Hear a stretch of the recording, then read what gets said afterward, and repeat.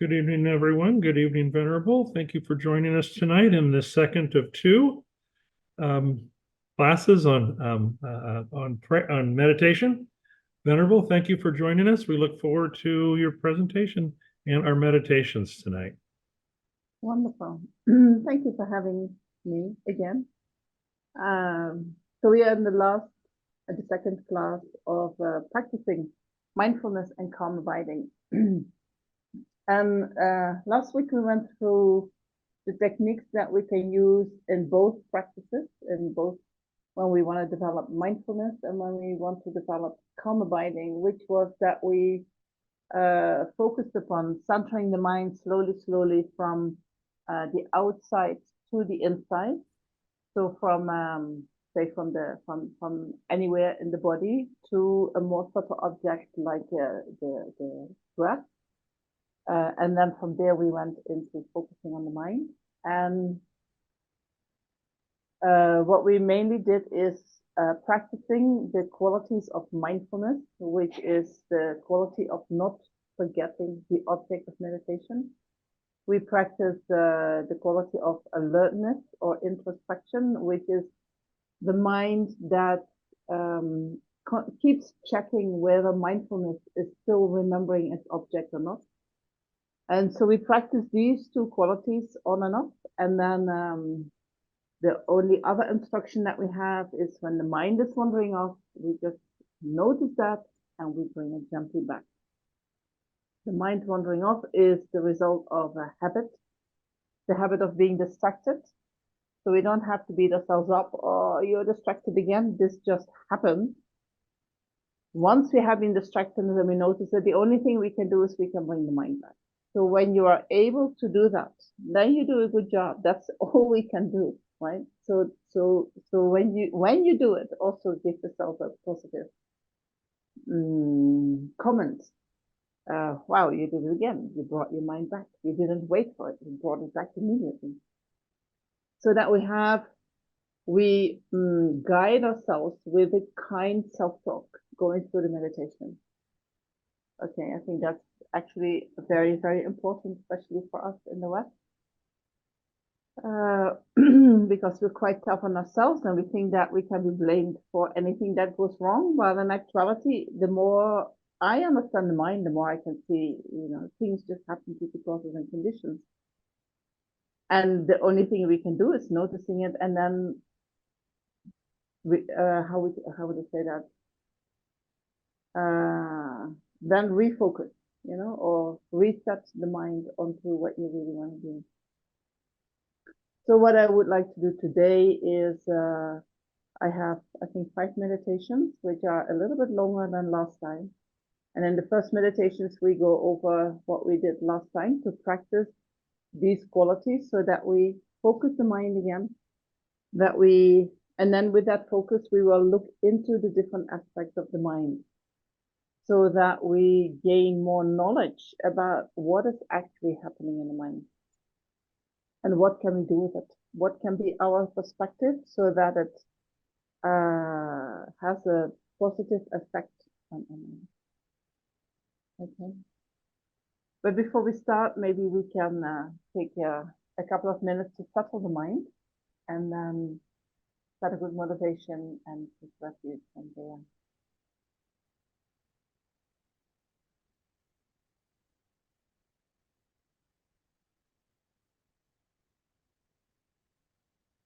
So for now, just make sure that you sit comfortable.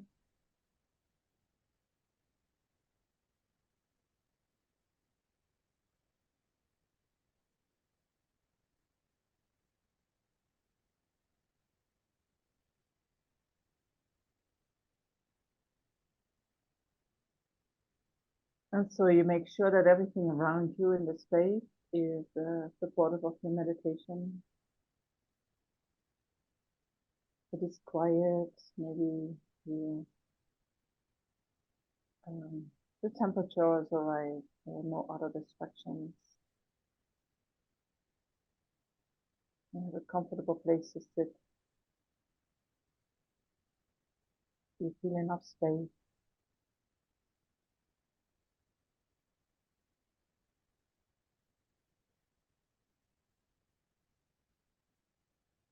And then while we sit, we just let the mind rest on the body.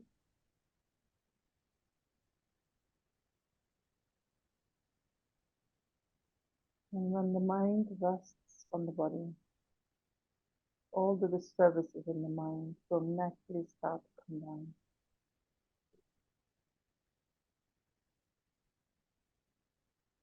And we allow that to happen.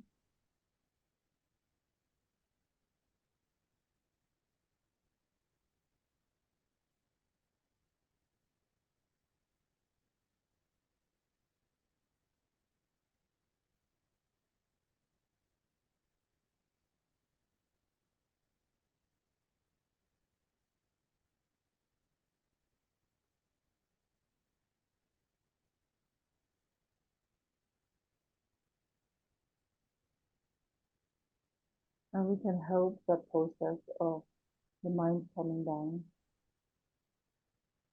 by focusing our mind more on the lower part of the body. For instance, our abdomen, where we can observe the rising and falling of our abdomen every time we breathe in and breathe out.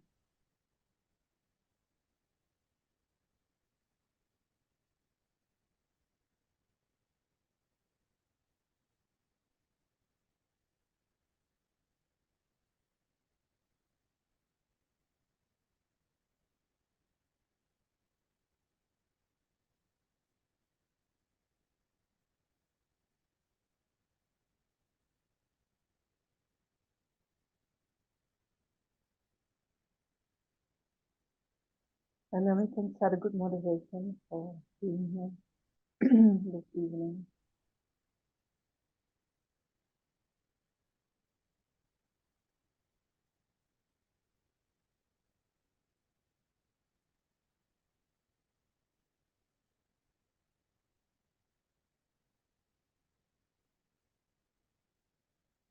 And we can think in the lines of may what we're going to do here this evening, may that become a course for me to develop my potential of wisdom and compassion further.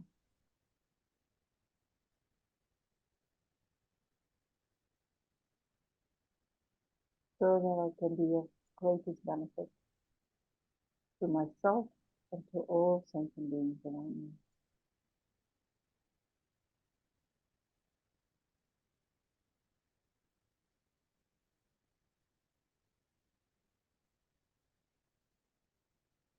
And by doing so, my life will become most meaningful.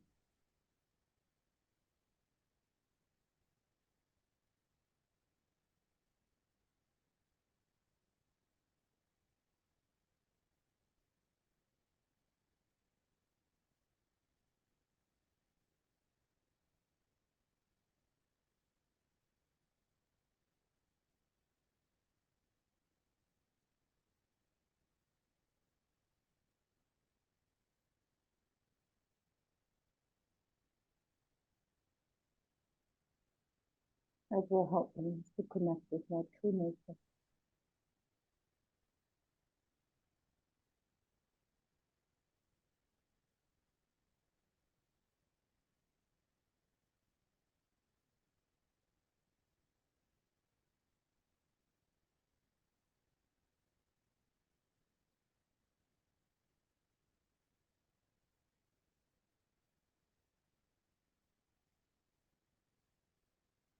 And so, in order to do so, we rely upon the three jewels, we rely upon Buddha, Dharma, and Sangha.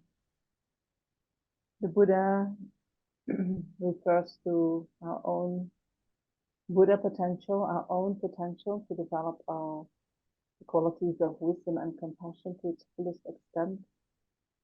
But it also refers to the Buddhas outside us, the historical Buddha, all the statues and representations of the Buddha, our teachers. They are our guide. They show us where to go to. They teach us where to go to, how to direct our mind. And the Dharma being all the scriptures that we can study, but also all the realizations that we develop in our mind. That's the main Dharma. The more understanding we develop in our mind, the better our mind is protected against the delusion. That's our refuge. And then, of course, we take refuge in the Sangha, all those who support us in practicing the path, especially those who have realized the Dharma already in their own mind.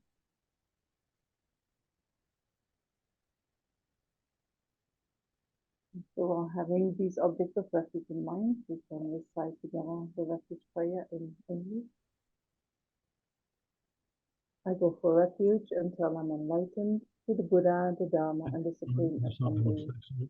By the merits I create through listening to the Dharma, may I become a Buddha in order to benefit all sentient beings. I go for refuge until I'm enlightened to the Buddha, the Dharma, and the Supreme Assembly. By the merits I create through listening to the Dharma, may I become a Buddha in order to benefit all sentient beings. I go for refuge until I'm enlightened to the Buddha, the Dharma, and the Supreme Assembly. By the merits I create through listening to the Dharma, may I become a Buddha in order to benefit all sentient beings. Okay, now I'm just going to grab my singing bowl.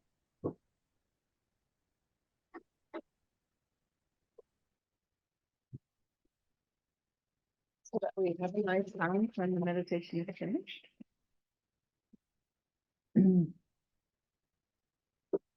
so in the first meditation, we're going to do the things, the instructions that we did last time. We're just going to go through them one time, maybe 10-15 minutes max, and then just to refresh our mind and to give the mind some chance to settle down nicely.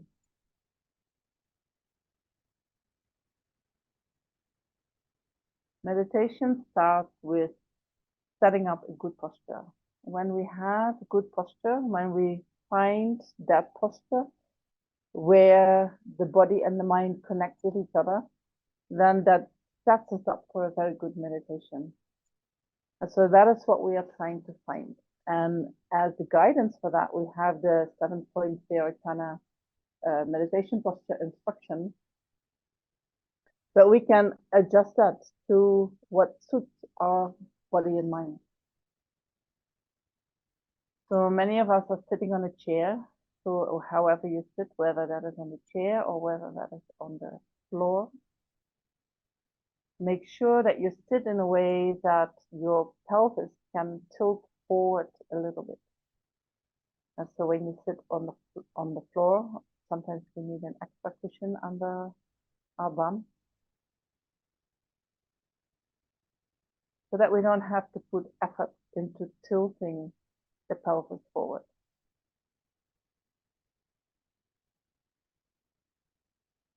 And when we're sitting on the chair, we just have to make sure that we have an active posture, that we are not sitting back, that we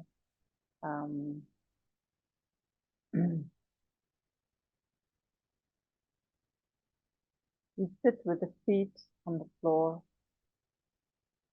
And the pelvis is tilted forward that much that we feel that the spine naturally starts to straighten up.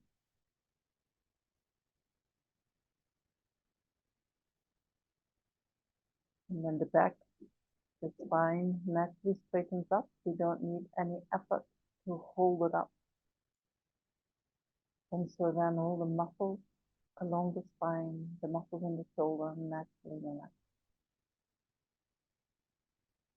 So try to find that position of the pelvis. And you can roll your pelvis a little bit backwards and forward until you feel that, oh yeah, here my spine is coming up naturally.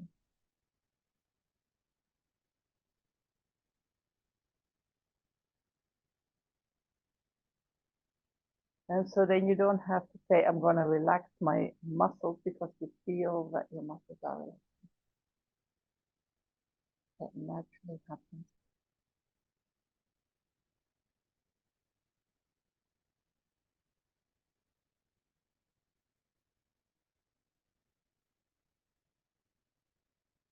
then you place your hands in the mudra of meditation, which is that you place your right hand on top of the left and the thumbs slightly touching each other.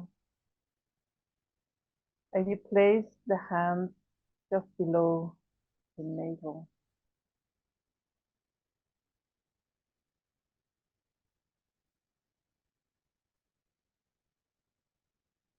The elbows are away from the torso, from the body, allowing air to circulate around the elbows.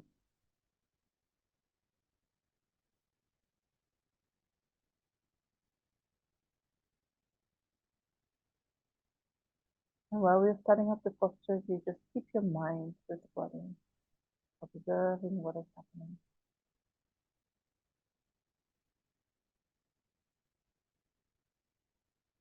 The shoulders are relaxed. And then we open the neck. So the head is bent forward a little bit. You can visualize a kind of a ring on the crown of your head, and with which the Buddha pull you up. Yeah, that is kind of the direction where the head needs to go up, and then the chin a little bit in.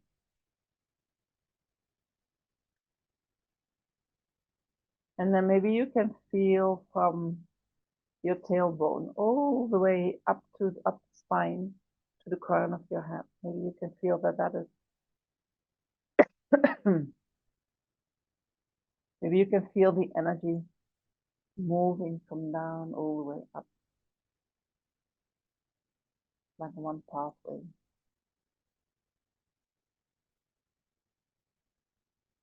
And then the jaws are relaxed.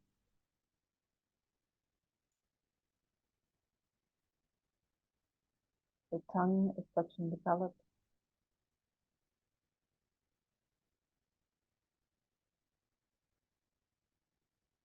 Just behind the teeth.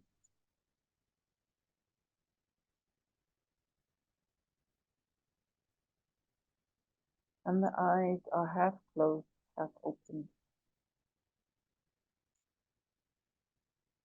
They are closed enough so that you don't get distracted. And they are opened enough so that you don't fall asleep.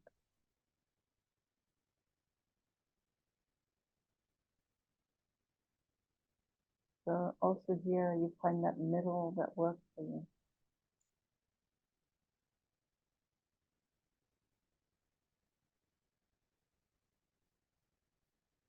And that can be different for every meditation. So with every meditation, we spend some time setting up the posture of the body so that it's going to suit our meditation of that moment in the best way.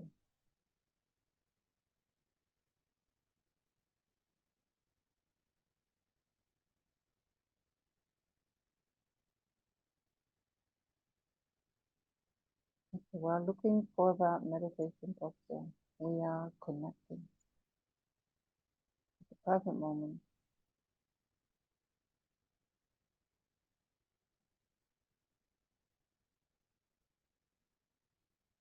When the mind is with the body, the mind is in the present moment.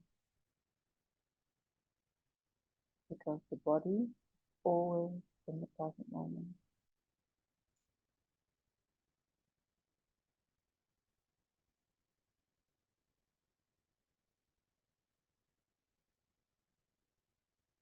And when the mind is in the present moment, delusions or distractions or disturbing emotions cannot arise.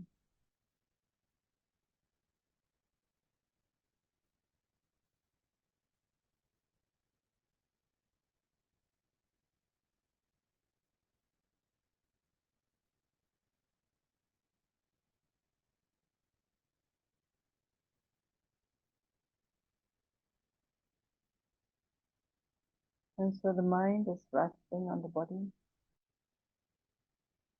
And then slowly, slowly we increase the focus in the sense that we're going to bring the focus more to on point. For instance, we can focus on our breath by observing the rising and falling of our abdomen.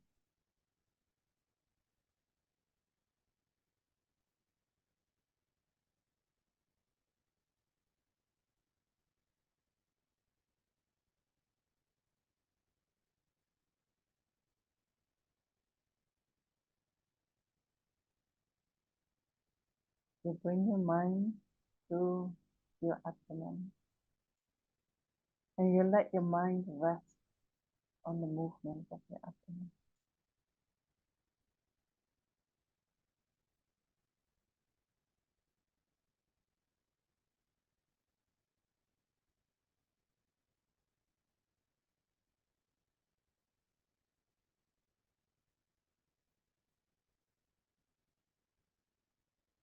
It is like when you come home from having been working or being around the whole day, you come home and you sit on the couch and you rest.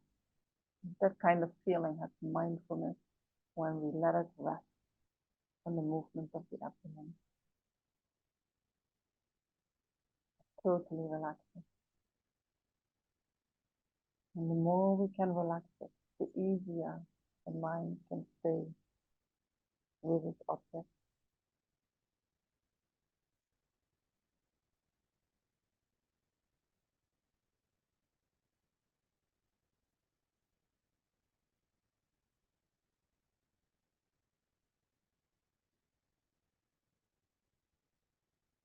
We rest the mind on the movement of the abdomen, and every time we observe or we notice that the mind is wandering off, we bring it gently back and we focus it on the movement of the abdomen.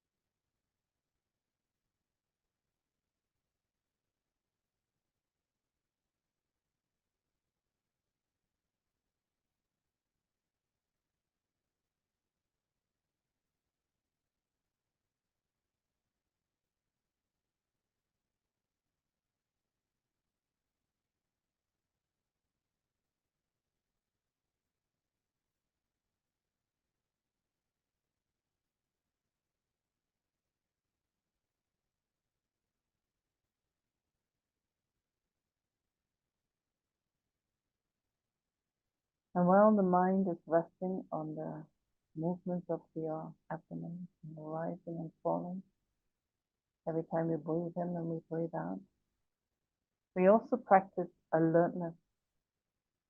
Alertness is the function of the mind that checks whether mindfulness is still on its object or not.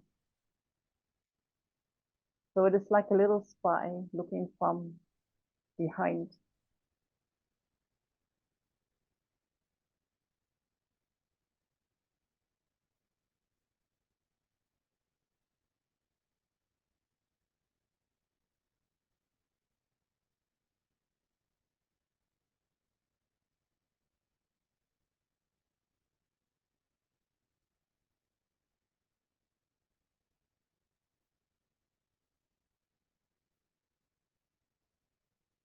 And especially as beginners, we practice these two qualities after each other. You cannot practice them both at the same time. Of course, we try to practice mindfulness. We rest the mind on the movement of the abdomen.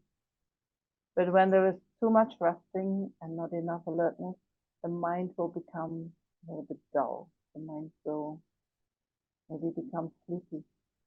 So then we have to wake up by checking the mind. So that is the function of alertness. When we practice alertness too hard, the mind becomes tight and has the tendency to get distracted, easier distracted. So when we notice that, we need to relax a little bit more the mind and focus on the mindfulness.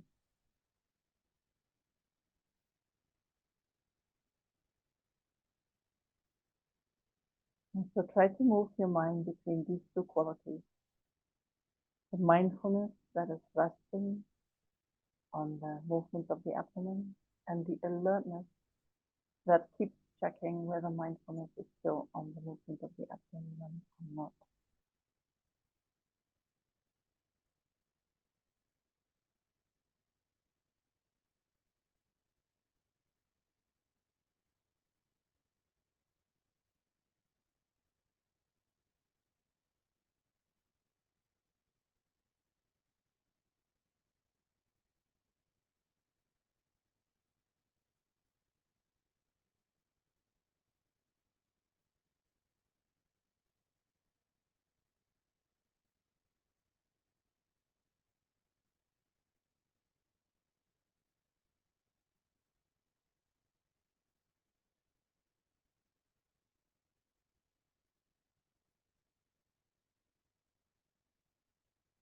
When you notice that the mind gets distracted, please bring it gently back.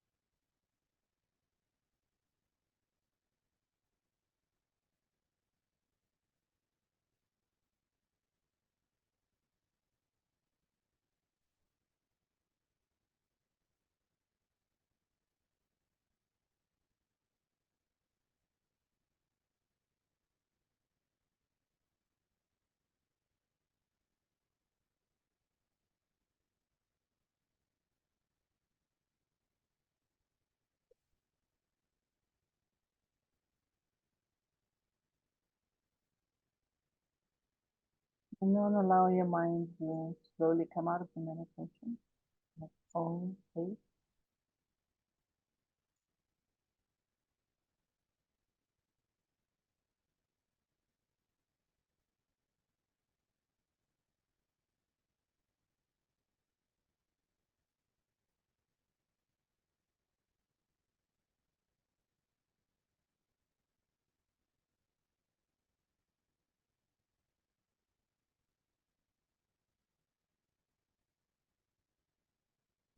Mm.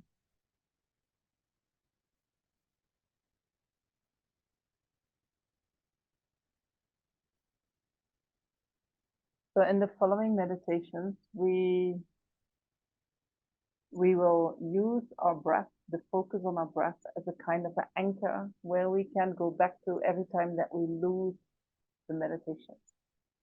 We're going to look into the mind, and the mind is quite a subtle object. And so then it can be easier for the mind to get distracted. When you notice your mind is distracted and you think, oh, what am I doing here? I forgot completely the topic. Just bring your mind back to the breath, focus for a little while, and then pick up on the meditation wherever we are at. You can always go back to the recordings and do it again if you feel that you missed something. But it is more than enough if you just bring the mind back and pick up where we are left off. So we are focusing, I like to focus the mind on the abdomen because it helps to bring the mind down, and somehow that helps to calm the mind. It helps the mind not to get distracted too easily. But some people like to focus on the sensations of the nostrils. They prefer that. So whichever place you prefer, watching the breath, whether that is at the movement of the abdomen or at the nostrils, at the sensations of your nostrils, you choose whatever one works best for you. Okay, and that becomes your anchor, that every time you lose the object, you bring your mind back there first, and then you pick up on the meditation where we left off. Okay. And then be careful that you don't judge your meditation on how easy your mind could follow, or on how distracted your mind was. But you can kind of judge. I don't like that word actually, but you can see the only thing that we can do is when the mind is distracted, we bring it back. The mind, we bring it back.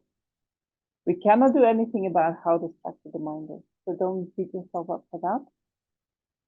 We can also not judge the meditation in seeing how the meditation went. The effects of the meditations, they normally come after the meditation.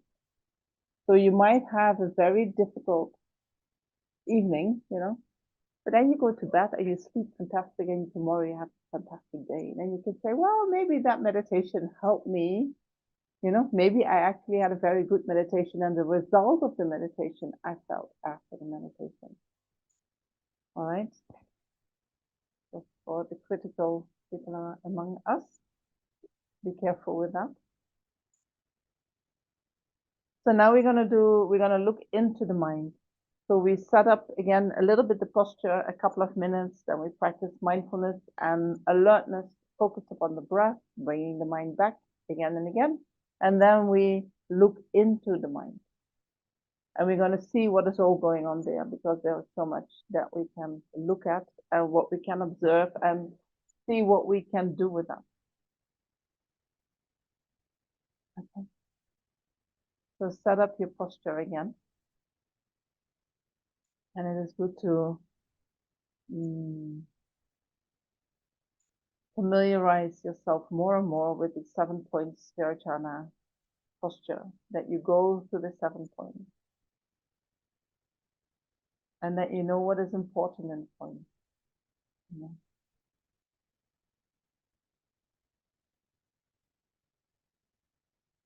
So you make sure that you sit comfortable, that your pelvis is tilted forward a little bit, straightening up your spine in a way that all the muscles along the spine and in the shoulders relax.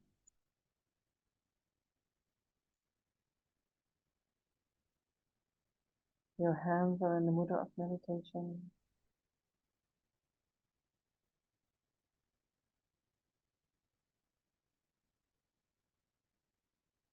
Your head is bent forward a little bit, opening up your neck.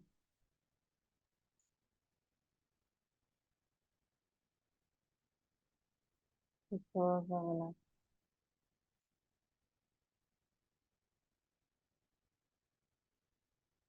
The tongue is touching the palate behind the teeth.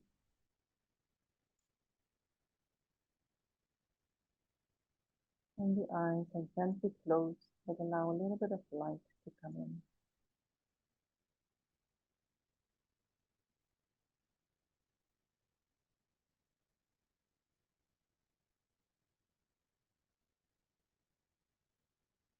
And when you feel that your body is in a posture that is supportive of the meditation, and focus your mind on the breath, either by observing the rising and falling of the abdomen, or by observing the sensations at your nostrils, whatever works best for you.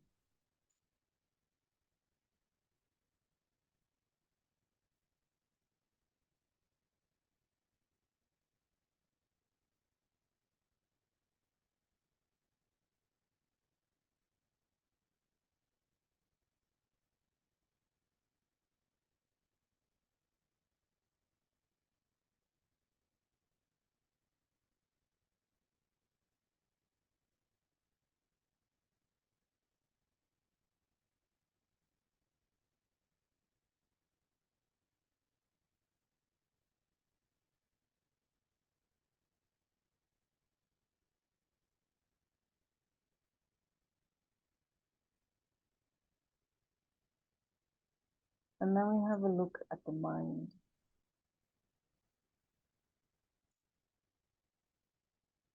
Understand What is all arising in the mind?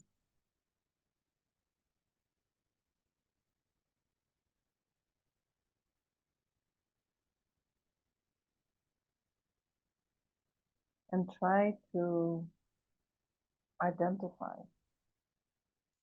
the things that we're talking about. Try to identify, try to see them in your own mind. Because sometimes the mind looks a little bit blurry, as if it is all the same.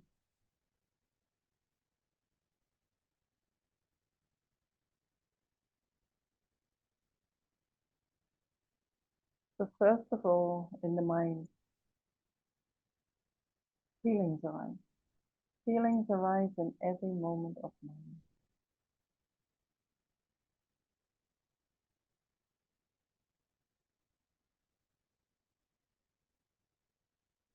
And feeling is that what we experience.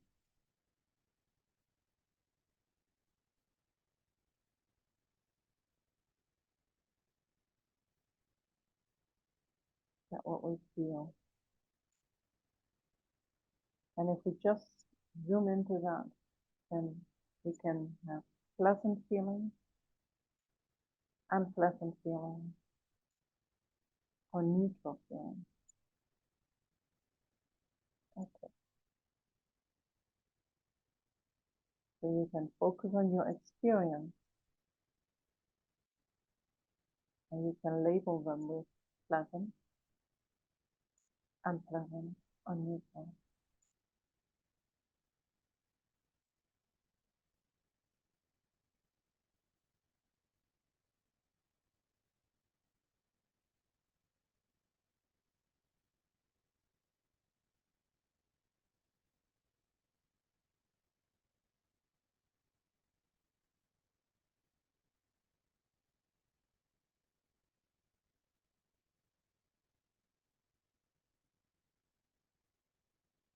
Feelings arise from the body.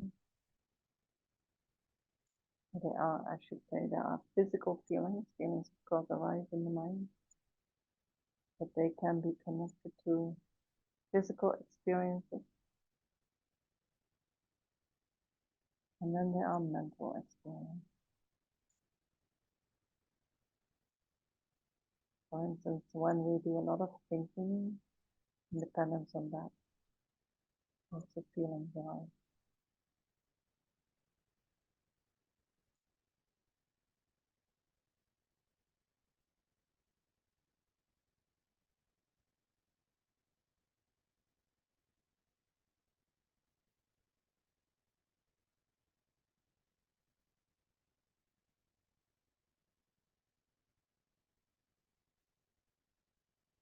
Feelings themselves, they do not disturb the mind.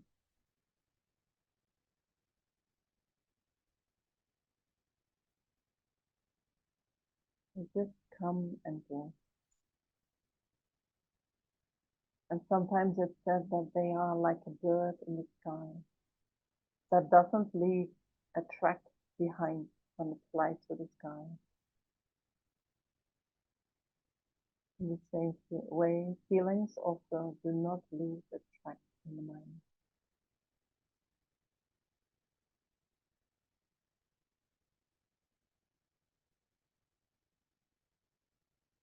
To contemplate that nature of feelings.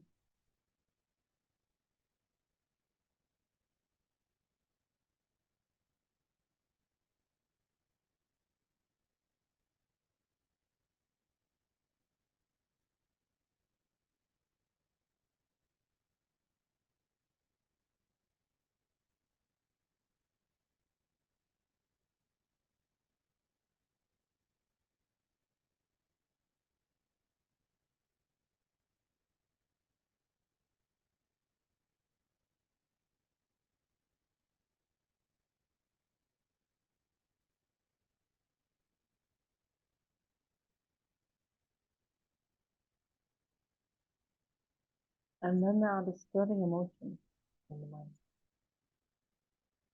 And as the word says, they disturb the mind.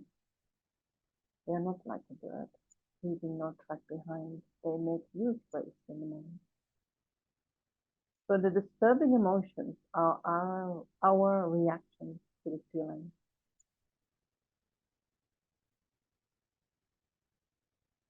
And try to observe that in your own mind. When pleasant feelings arise in the mind, attachment follows, wanting to have more.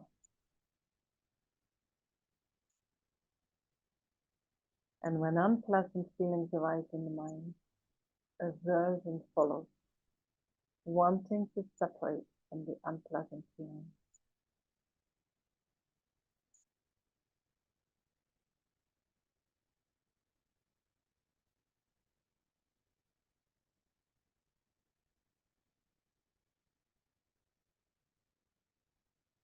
We mix the feelings and the disturbing emotions up. And that is even in our language.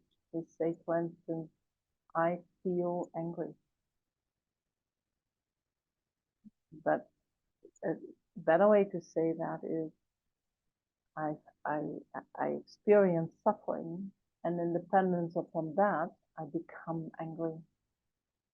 I react with being angry in an attempt to be separated from my suffering.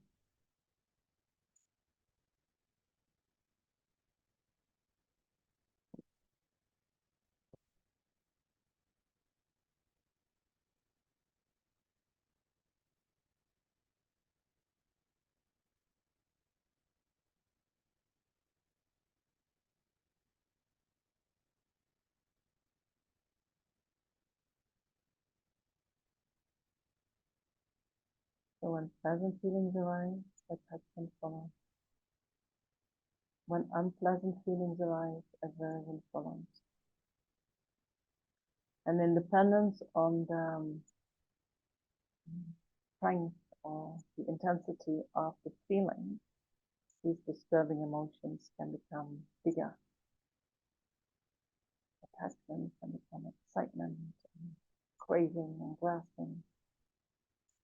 And aversion can become anger, resentment, hatred, etc.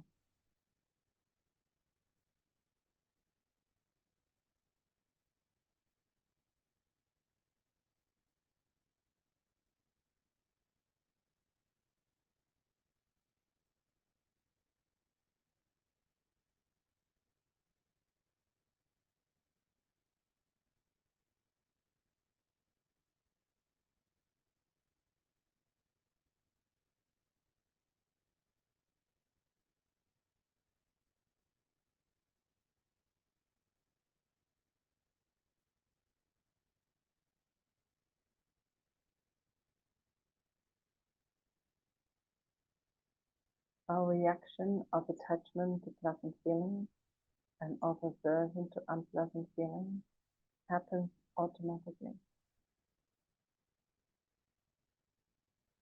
We cannot stop that, change that. We can lessen it, we can redirect it. But that reaction itself is an automatic reaction coming from conditioning. We don't need our conscious awareness to react in this way. It actually happens when we are not consciously aware.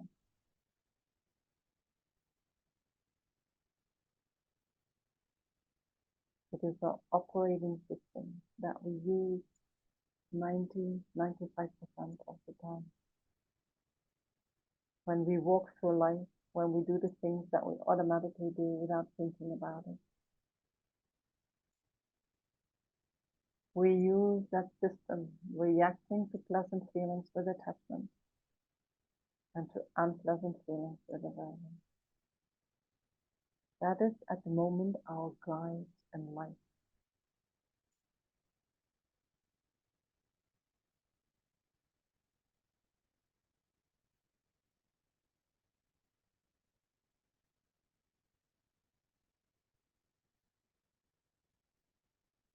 That is our way, how we find happiness and freedom from suffering.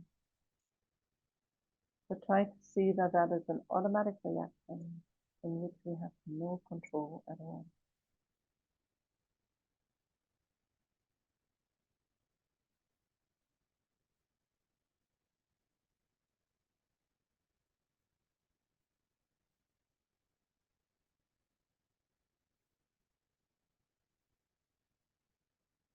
And then we have thoughts arising in the mind. Thoughts can be wholesome. For instance, when we engage in Dharma study, or when we contemplate the nature of reality during meditation, then we use our thinking in a way that is in accordance with reality. And these thoughts, they do not disturb the mind.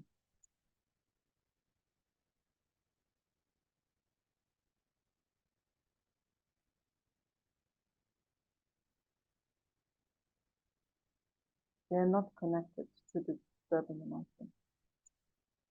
They are actually helping us to disconnect from the disturbing emotions, to create a refuge from the disturbing emotions.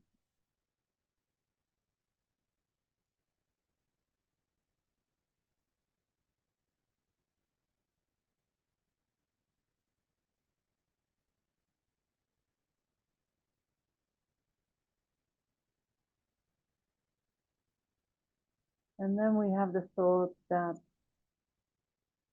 arise in dependence on the disturbing emotions or with the disturbing emotions, which reinforce these disturbing emotions. They fuel the disturbing emotions.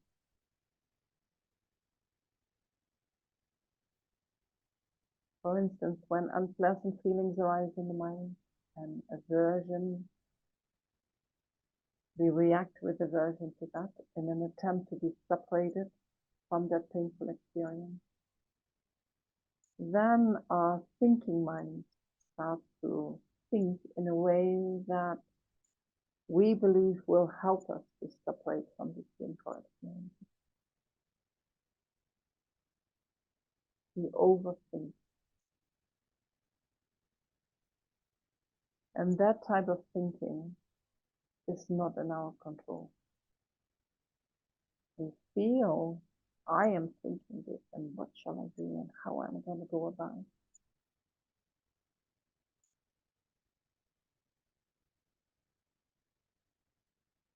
But there is little self-awareness in that mind. There is no mindfulness in that mind.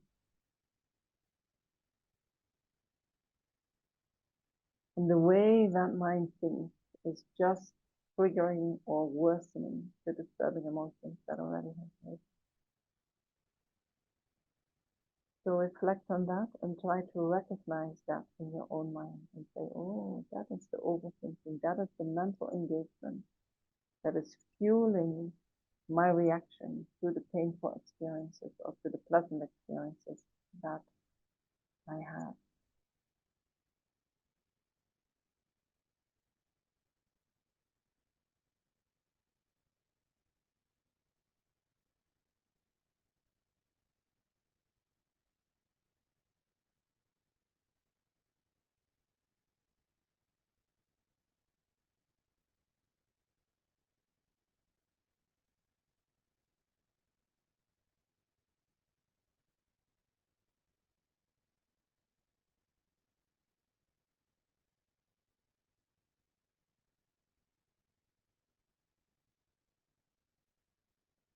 So with meditation, we bring mindfulness to our feelings. We bring mindfulness to our disturbing emotions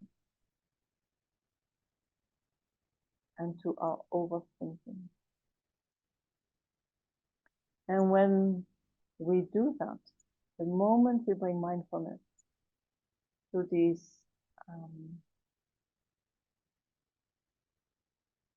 events that arise in the mind, they immediately have less control over us. What happens when we bring mindfulness to these events, instead of being them, we become the observer of them.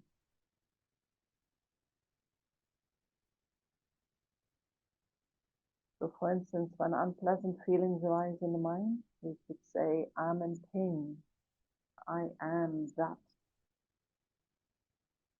When mindfulness arises with respect to that feeling, we can say, I observe that there is pain in my mind. Pain is arising in my mind.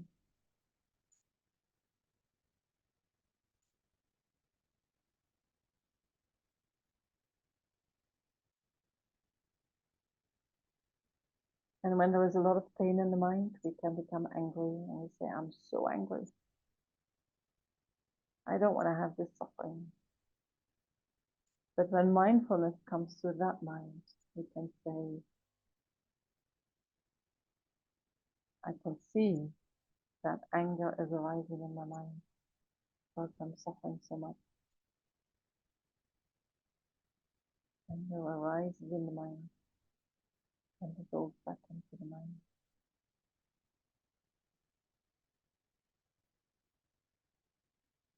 And the same with the mental engagement, with the overthinking. Instead of being the thinker, we become the observer of the thinking.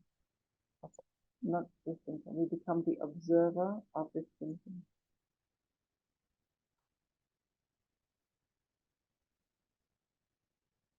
So try to see that quality of mindfulness. It immediately pacifies whatever is happening in the mind.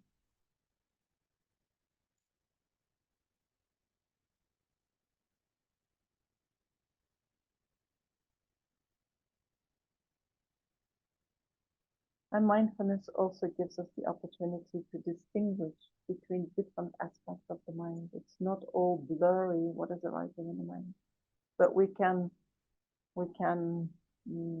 distinguish between the feeling and the disturbing emotion that arises independent on that. And we can distinguish the mental engagement that arises independent on that.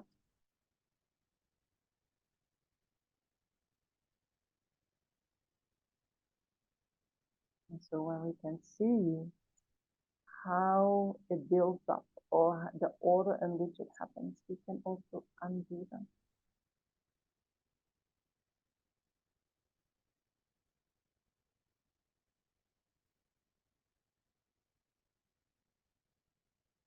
So we spend a couple of minutes on that.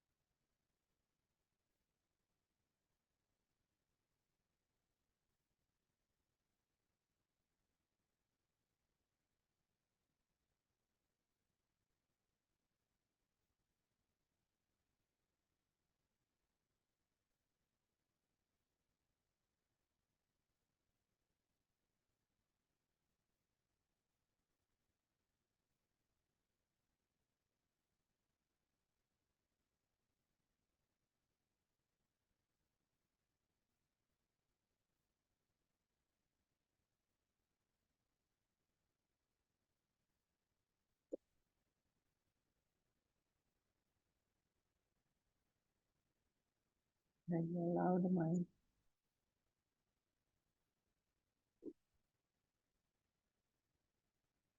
to slowly come out of the meditation.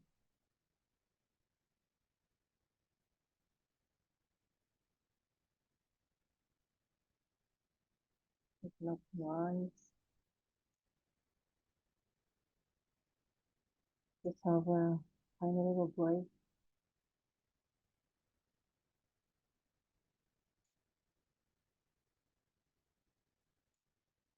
And so in the next meditation, we will look closer into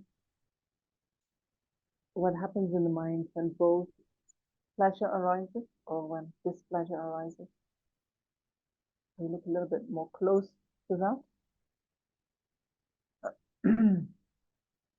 And so that will be maybe a little bit longer meditation.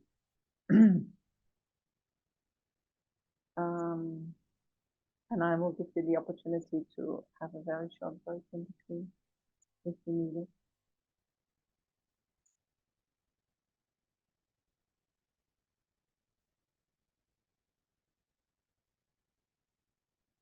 Do you feel comfortable going straight back into the next one? Yes.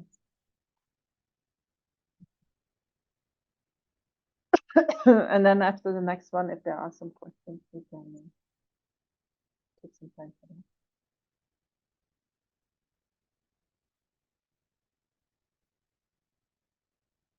So be gentle with yourself, right? Relax the mind and at the same time be fully present with what is happening.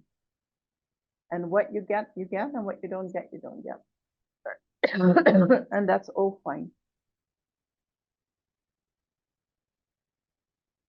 We can just do our best.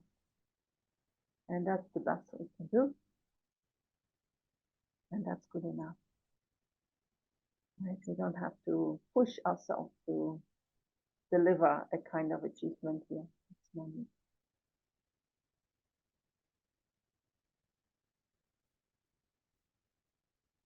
Right? And it's closing a little bit warmer. That's good.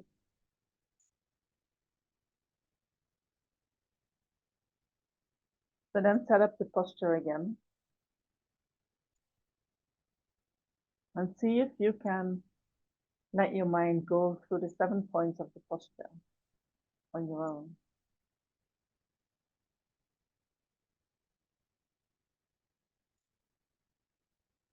And try to use the same order. Every time the same order, so that becomes a thing that happens automatically when you start the meditation.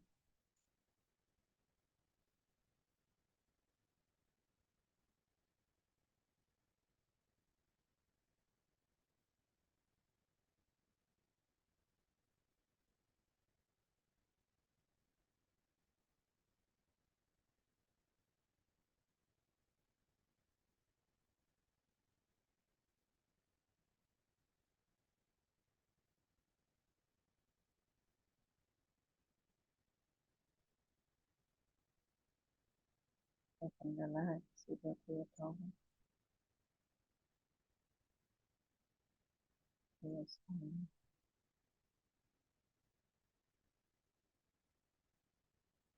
shoulder,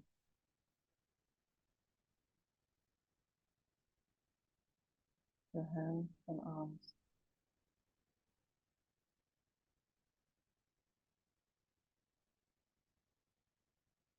your neck, your head,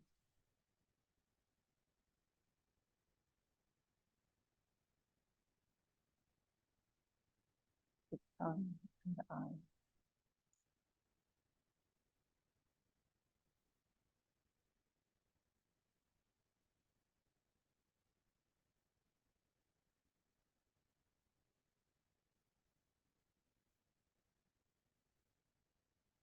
And when you have points of posture, you focus your mind on your breath, either by observing the rising and falling of the abdomen, or the cessation of them across.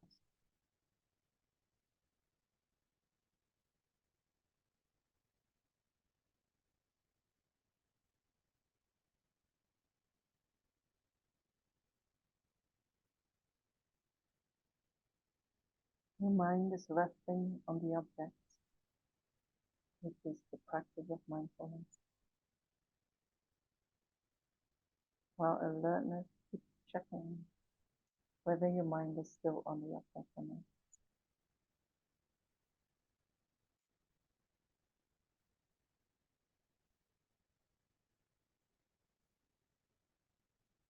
Every time you notice that your mind is wandering off, you bring it gently back to your breath, and then follow the meditation.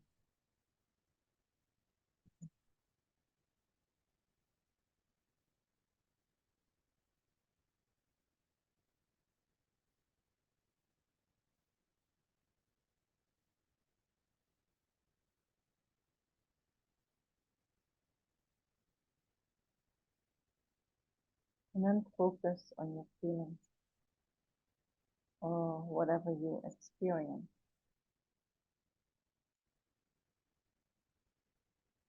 And remember that feelings arise in every moment of the moment. Feelings are the result of our karma.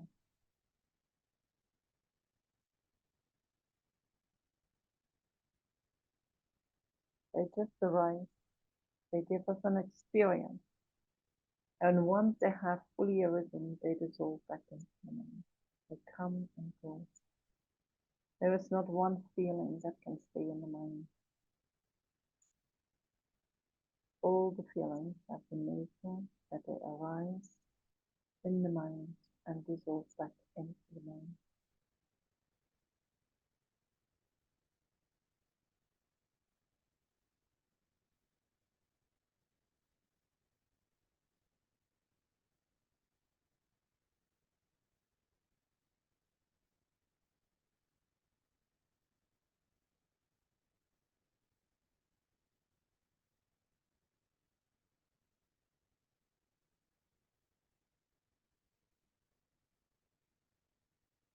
When pleasurable feelings arise in the mind, we react with attachment. Attachment follows, it says in the Abhidharma. Attachment doesn't allow the pleasant feelings to dissolve back into the mind. And that is our attempt to re-experience the pleasant feeling. But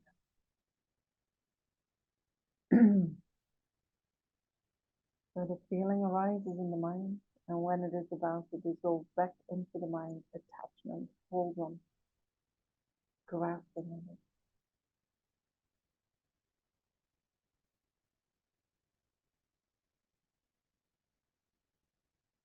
That is how we find happiness.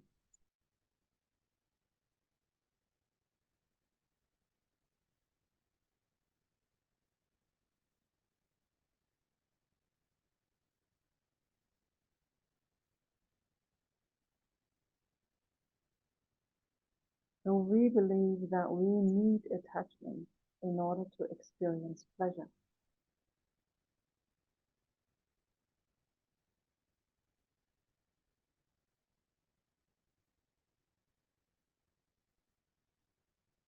And then when we start listening to Buddhism and we hear that we have to give up attachment, what we hear is that we have to give up pleasure.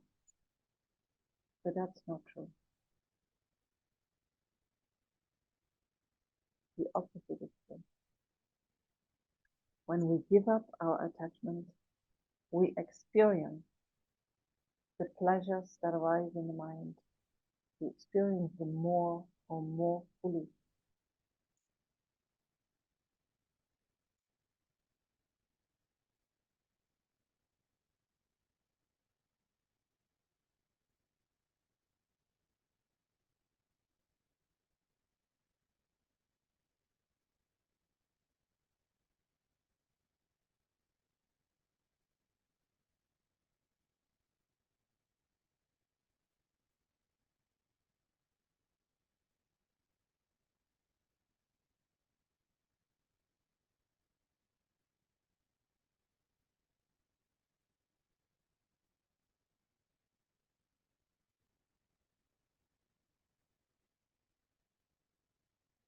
The nature of attachment is that it cannot bring us satisfaction.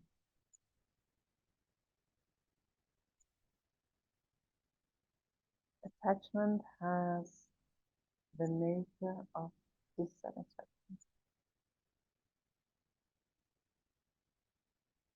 When we follow attachment, there is always something missing.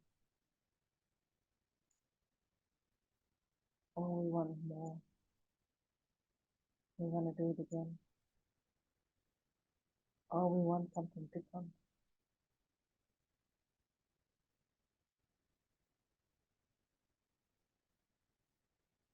And check that with examples in your own life. you have this attachment arising upon seeing something and you want to have it. How often is there this full satisfaction that says, wow, fantastic. And even if it is there, how long does it last?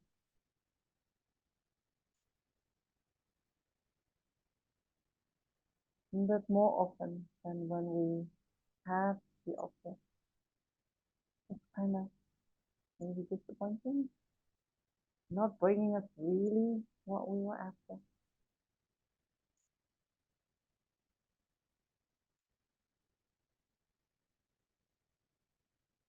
And then you maybe think, oh, I made a wrong choice. I should have taken that one. That is much better.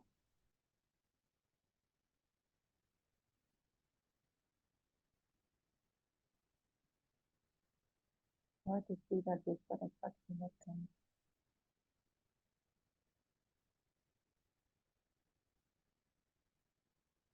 And even if it is very good, what we engage with, we feel very good. After sometimes the craving comes again, we want to do it again. We want to have more. We want to try something different. We never get to a place in the mind where we say, I'm okay. It's all good now. I'm content.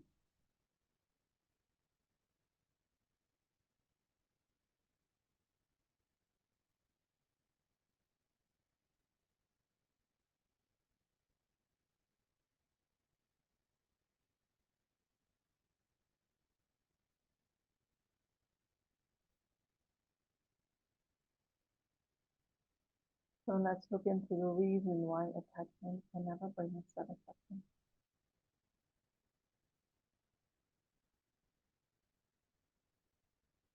Attachment exaggerates the positive qualities of attachment. We believe that there are qualities in the object that are in actuality not there. Attachment projects qualities onto objects which are not there from the side of the object. So that when we connect with the object, that object can never give us what we expect from it, because we have created an image of what the object should be able to do, which it cannot do.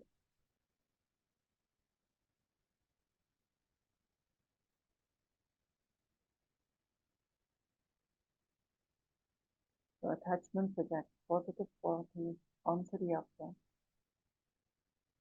that the object does not possess.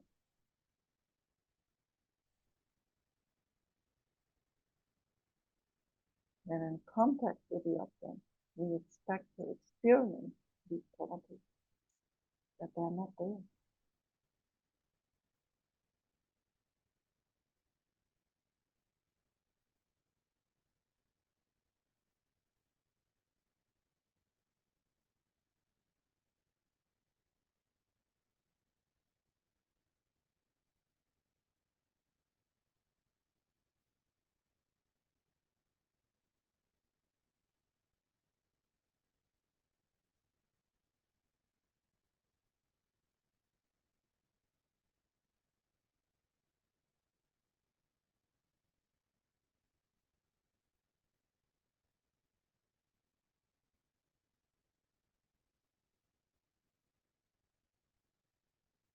So when pleasant feelings arise in the mind, instead of following the pleasant feelings, we can try to step back and give them some space. And we do that by becoming more mindful of the feelings, by being more in the present moment.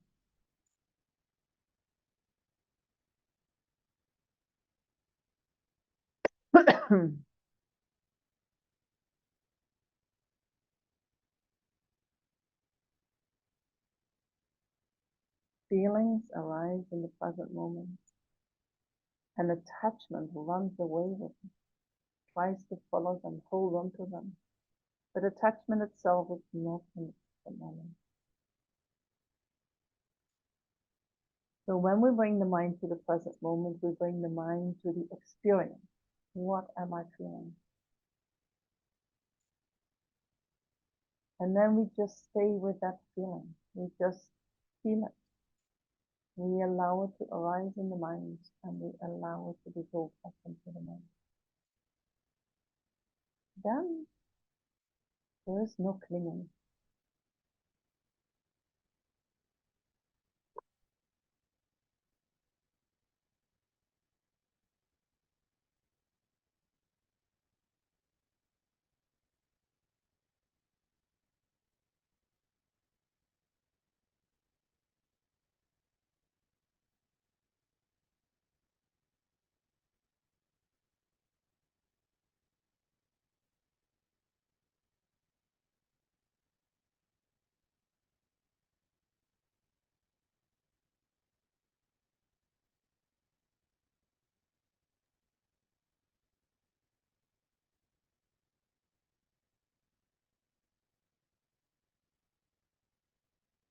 We can also look into the impermanent nature of things in order to counteract our tendency to follow pleasant feelings with attachment. So we can look into the impermanent nature of the object itself.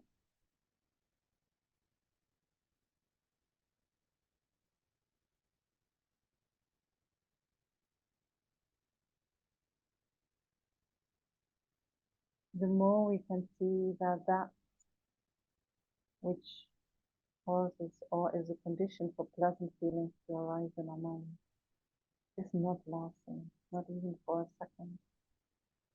It counteracts our attachment.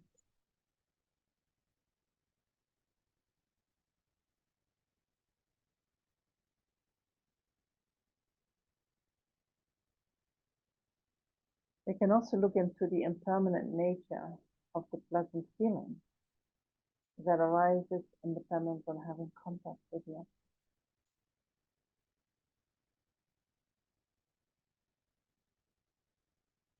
Look into its nature. Whatever arises in the mind necessarily dissolves back into the mind. Doesn't make any sense to trying to hold on to them.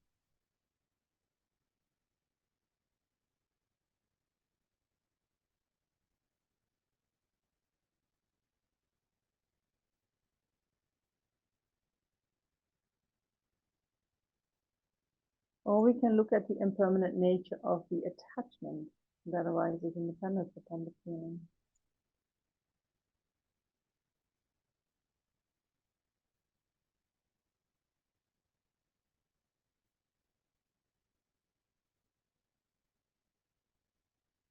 And we can tell ourselves, oh, I shouldn't be attached. But when attachment already has arisen in the mind, just watch its impermanent nature.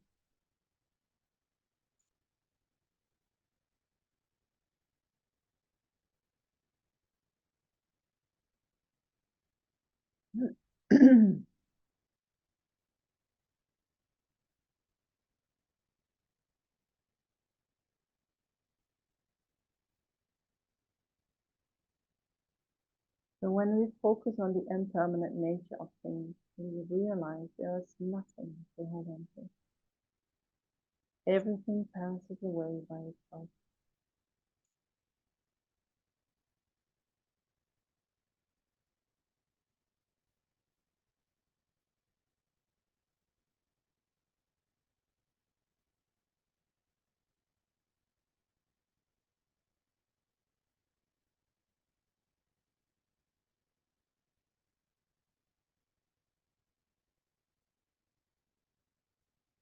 And the better we can see that pleasure is not coming from attachment, and that attachment is actually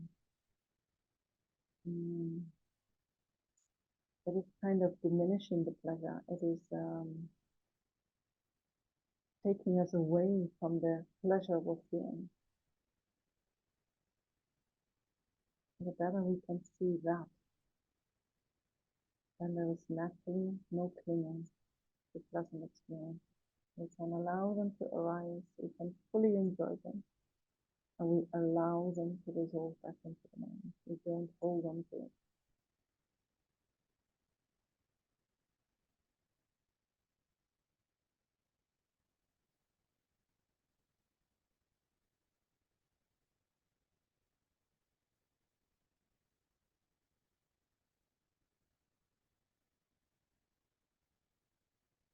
And another way to counteract attachment is by practicing contentment, accepting what is or what we have.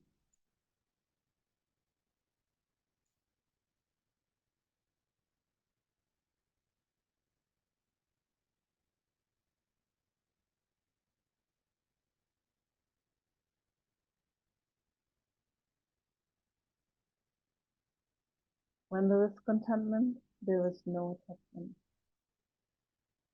When there is no attachment, there is no dissatisfaction. Then the mind becomes peaceful.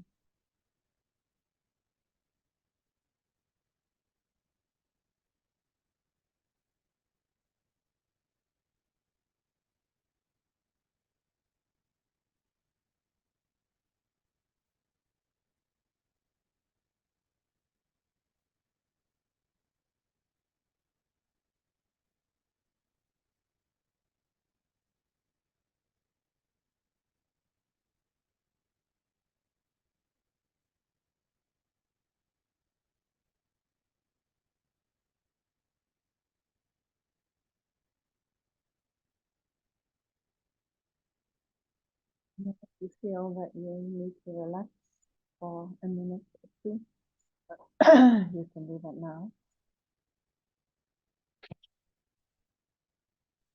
If you are comfortable staying in the meditation, that is fine too.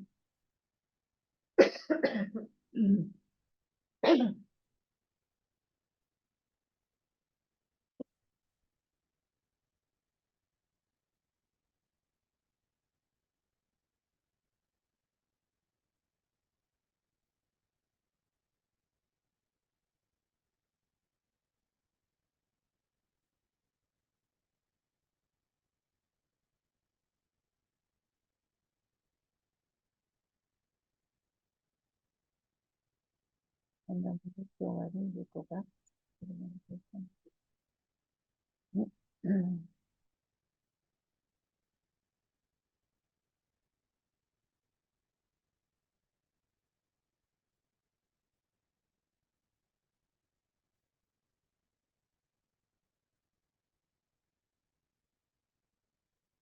And then we're going to have a closer look at unpleasant feelings and the aversion that arises from there. So when unpleasant feelings arise in the mind, we react with aversion.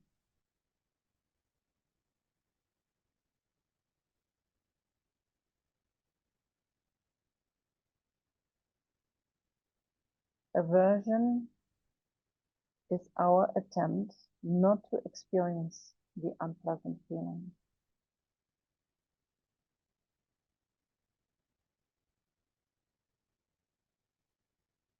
That tries to separate us from the unpleasant feeling. And so if we think about the feeling arising in the mind and dissolving back into the mind, then what aversion does, it doesn't allow the feeling to fully arise from the mind. So we suppress the unpleasant feelings, we can ignore it, we can deny it. Or sometimes we separate from the unpleasant feeling by distracting ourselves from it, by indulging in pleasant activities.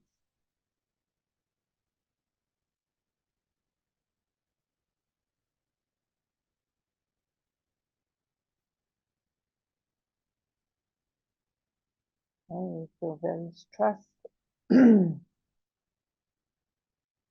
Something painful has happened to us. and we distract ourselves. We try to think of something else. We try to go out and do something nice. And then we think, I need to try to relax. I don't want to think about it. But when we reject the unpleasant feelings in this way, they actually become stronger.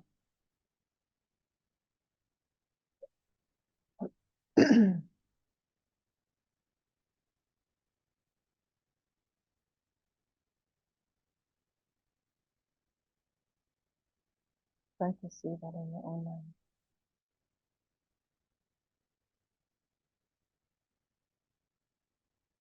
Maybe you can recall some painful experience or an unpleasant experience and observe your reaction to it.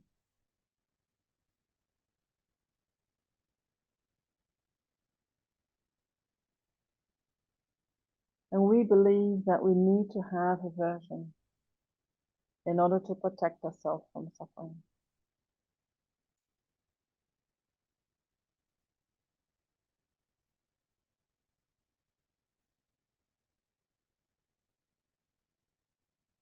And when we hear that we have to let go of our anger or our aversion, we hear that that means that we will experience more suffering. We feel unprotected.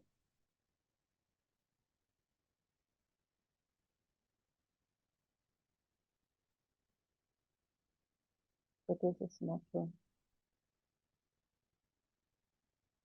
When we give up aversion and allow the unpleasant feelings to fully arise in the mind, they can dissolve back into the mind. And due to that, we experience a relief of suffering.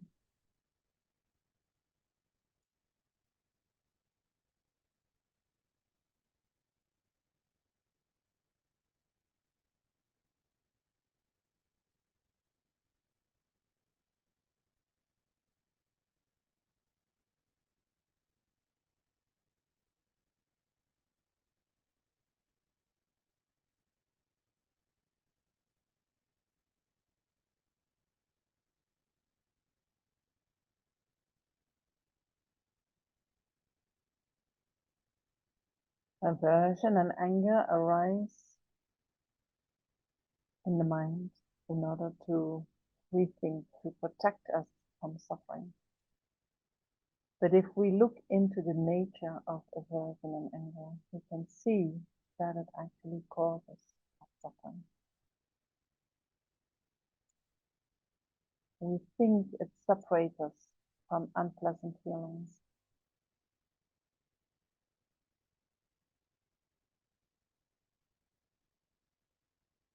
But if we deeply look into that, then we can see that we actually suffer from separation.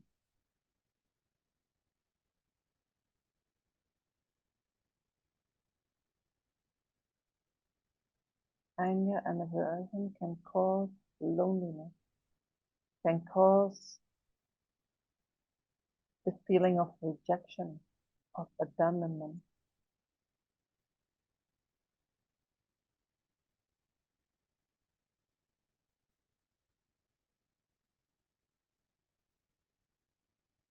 A disconnect. That our biggest longing is to connect.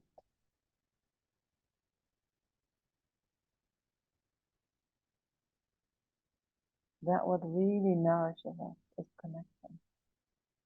While aversion and anger disconnect.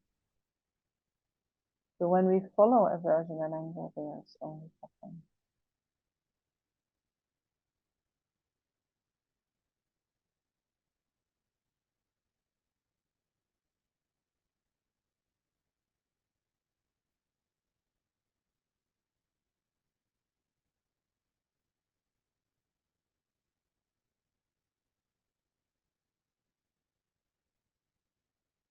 And so I think it is because that you have to protect yourself.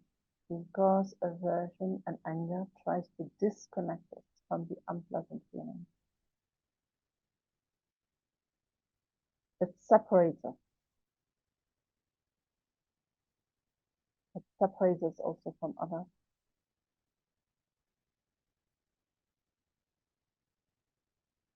And so then we feel alone. And when we feel alone, then pain or suffering becomes.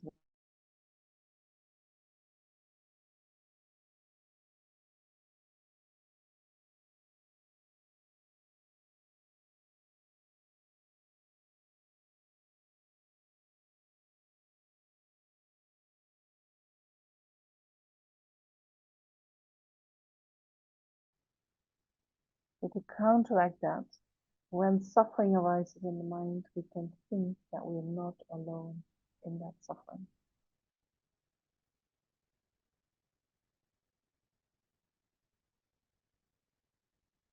We can share our suffering with others. We can share that suffering with ourselves. We can connect with that suffering aspect of us. Or we can think of other human beings who are going through similar suffering.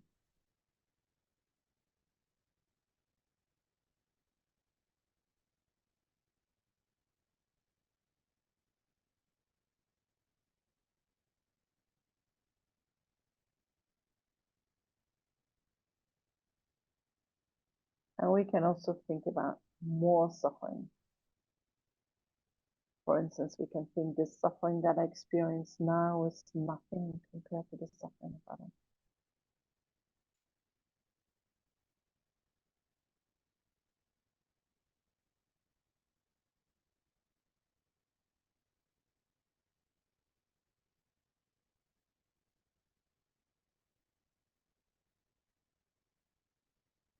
So when we become more mindful of our unpleasant feeling and the aversion that follows after that, we are not trying to escape our suffering, but we are trying to look at it.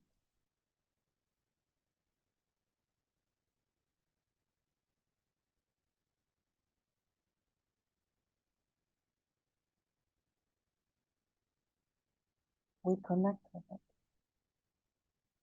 And the moment we can connect with it, relaxation comes.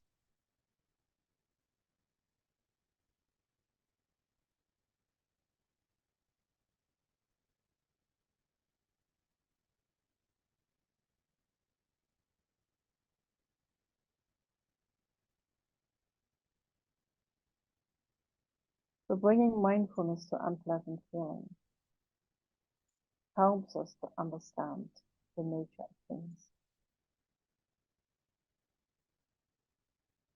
It helps us to see that we just have an unpleasant experience and we are okay with that. We don't try to escape. We don't try to suppress. We take it. I just have a painful moment. And we fully experience that. And the moment that unpleasant feeling has been experienced, it will naturally dissolve back into the mind.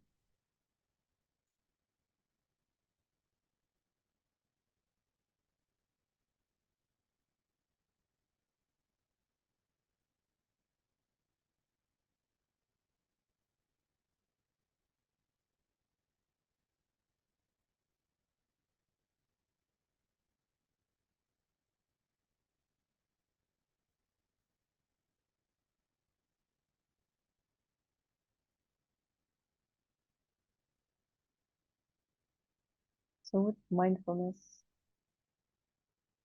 we don't get disturbed when we don't get what we want,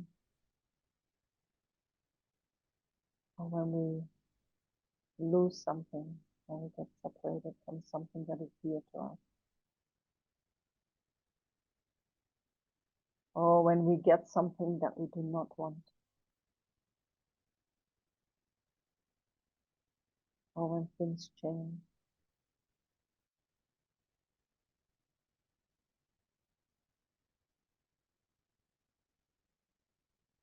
We allow the things to happen.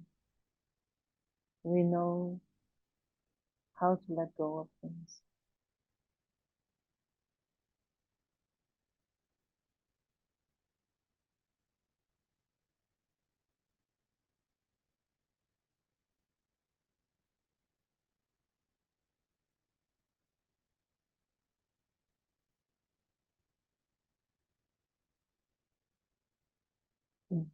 And so the mind that is undisturbed by loss or by harm is the mind of patience.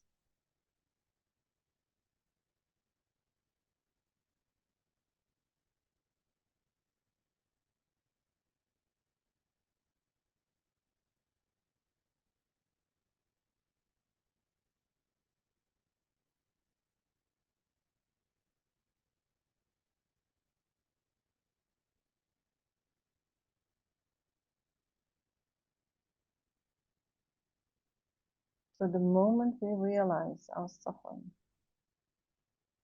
we are mindful of our suffering. Peace begins.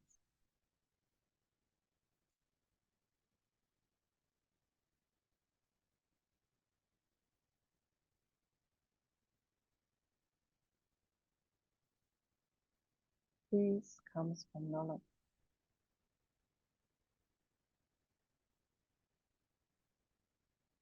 As soon as we realize what is going on,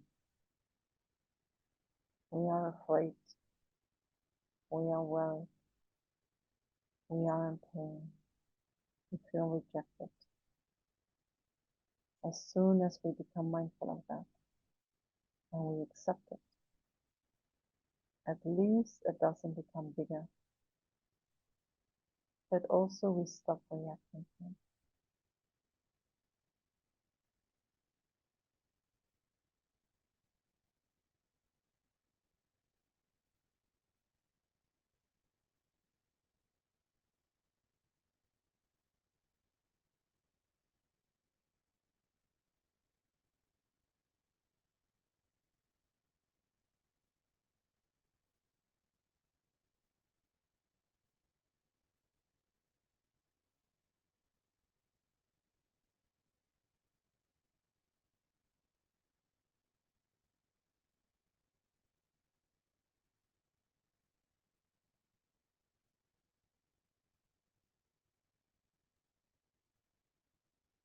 So,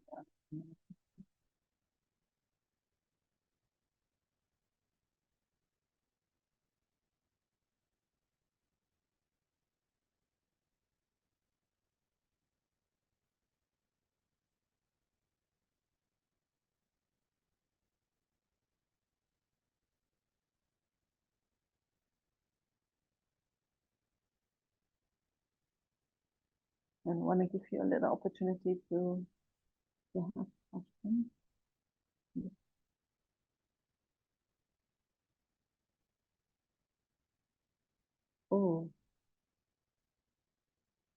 Oh, you can't hear me properly? And it goes in and out. Sometimes it's Oh, clear, really? sometimes it's muffled. That is so bad. I'm so sorry about that. I thought I had a mic that was helping me. I can try without the mic. It's still doing that? It's better when you hold it like that. Okay, I will hold it like that then. What to do? I'm really sorry. I'm totally unable to hear. You can't hear me, or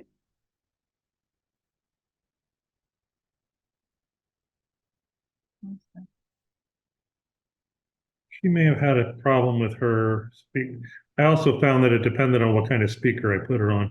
Some of my all speakers right, are better than others.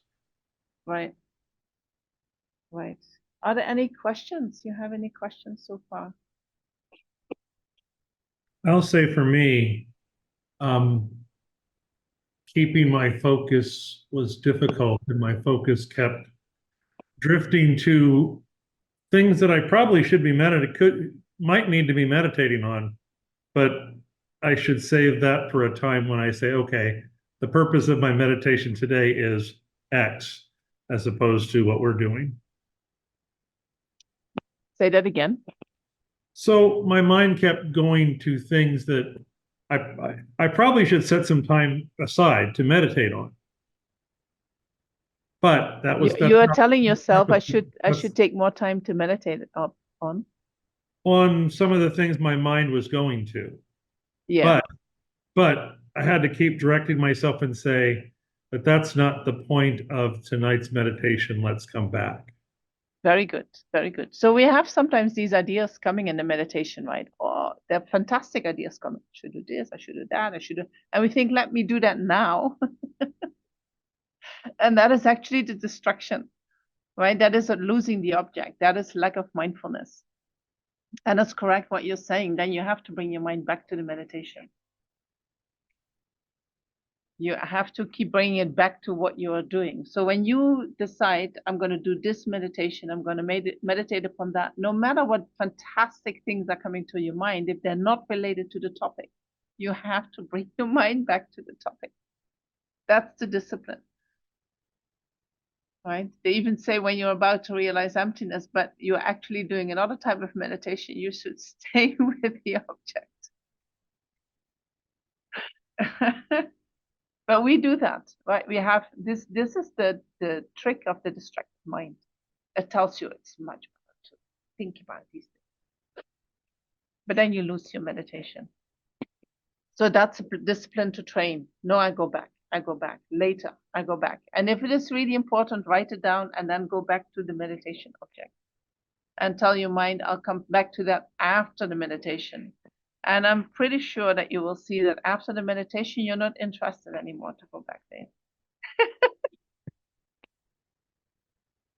Suddenly it seems totally unimportant that I really think that was important during my meditation. Not there anymore. All right. Any other question?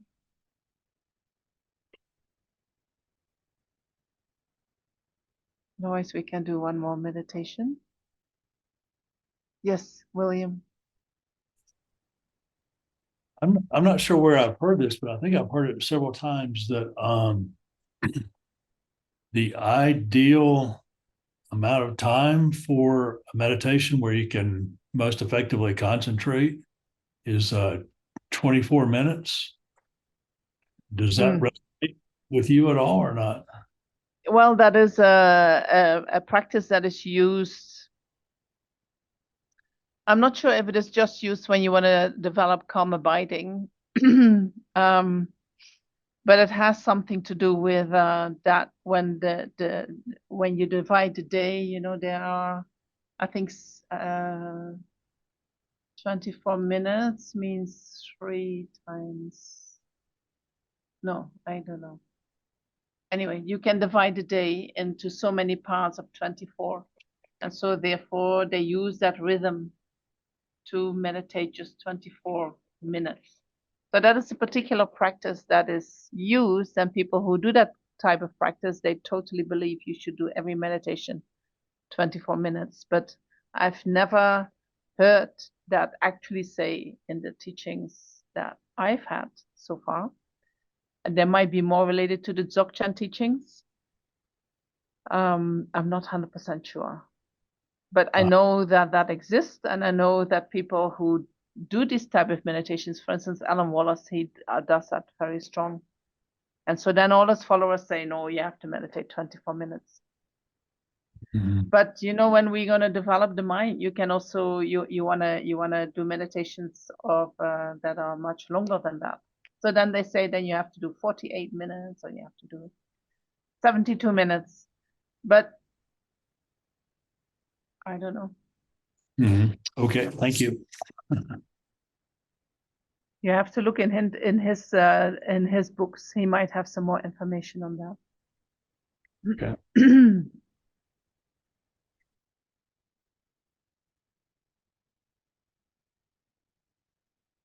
Okay, so I'll do the last meditation. I had actually 2 more, but I'm not going to make that. Sorry.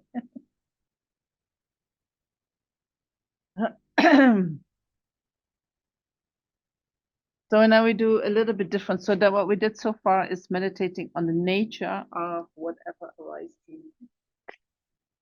And so now we're going to look a little bit different at the mind and how we identify with things and how we can see that differently. Right? Which is also very nice to relax the mind.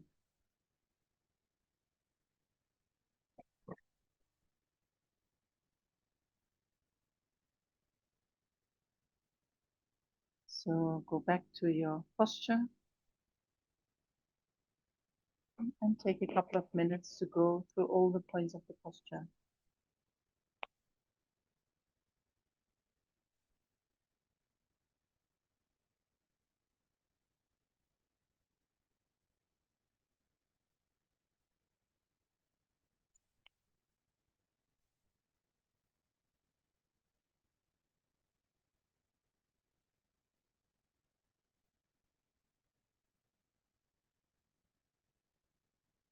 And then when you feel that your posture is supportive of your meditation, you bring your awareness to your breath, either by observing the rising and falling of the abdomen, or by observing the sensations at your nostrils.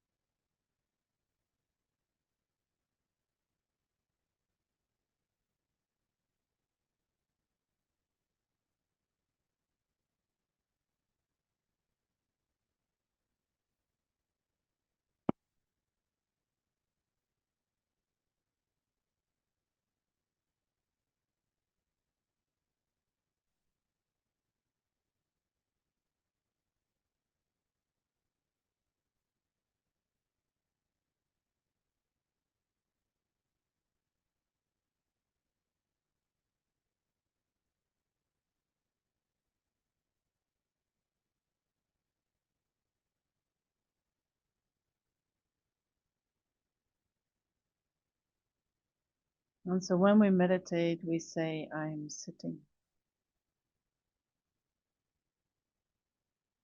But in actuality, it is the body that is sitting. The body is sitting.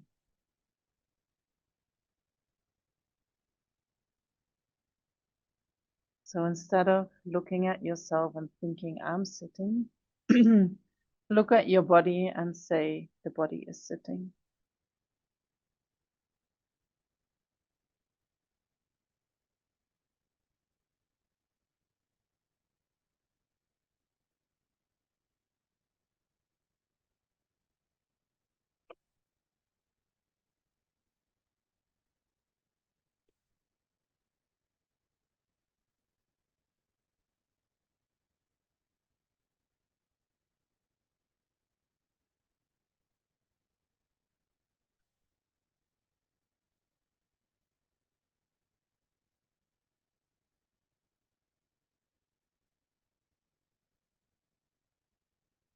Or we say, I'm breathing,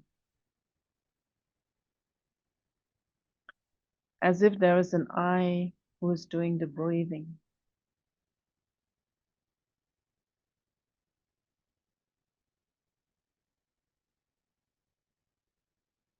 But if we check that, then we can see that there is no I doing the breathing. The breathing just happens naturally. It is the breath that is breathing. It has nothing to do with the I.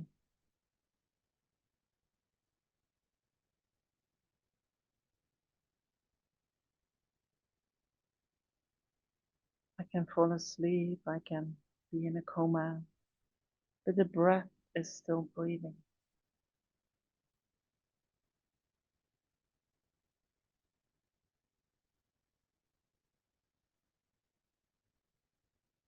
There is no I doing the breathing.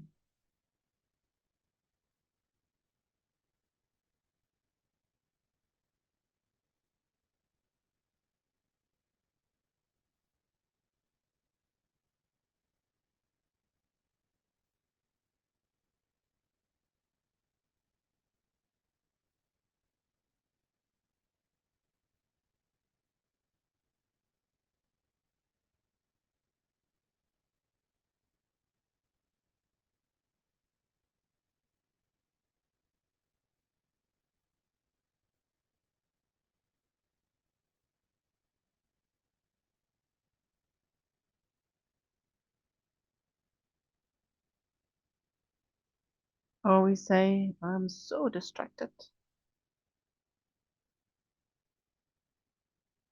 while it is forgetfulness that causes us to forget the object.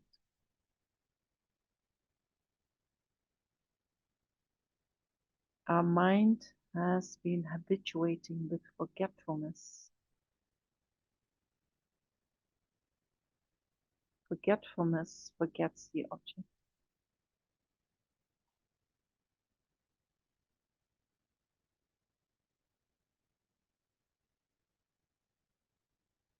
There is no I who is doing the destruction.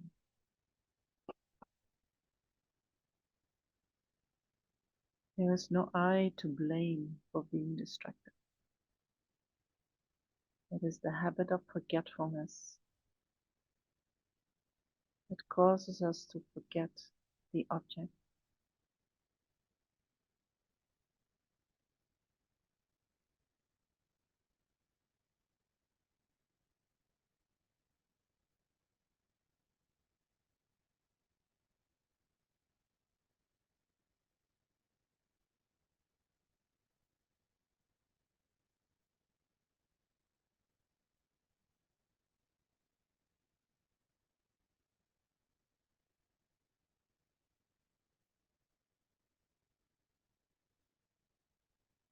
Or we say, I'm so attached, or I'm so angry, as if there is an I doing, being, doing the attachment, doing the action of attaching, doing the action of anger, becoming angry.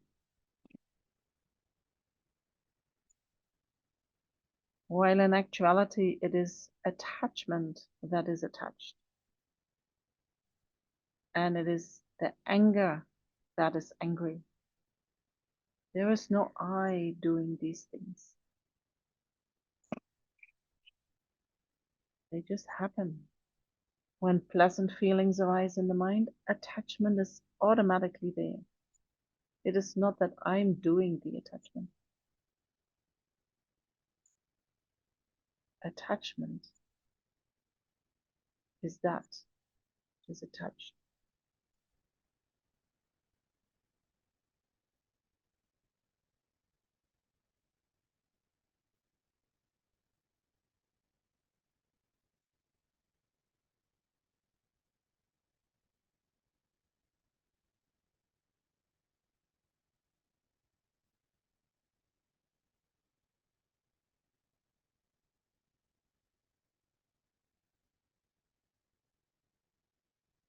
Or we say, I'm feeling,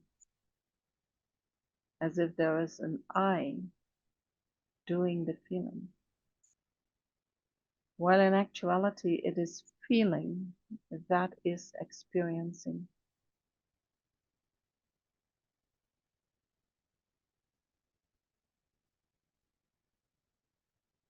Feeling is a function of the mind. Is that what experiences?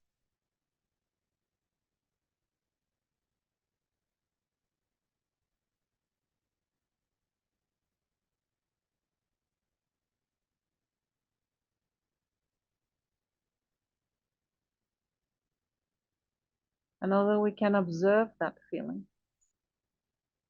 there is an observation of that feeling. There is an awareness of that feeling.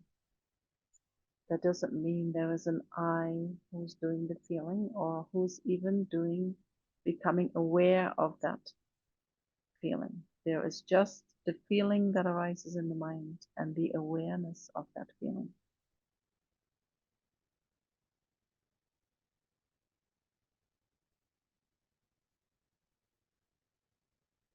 We don't need the I for that.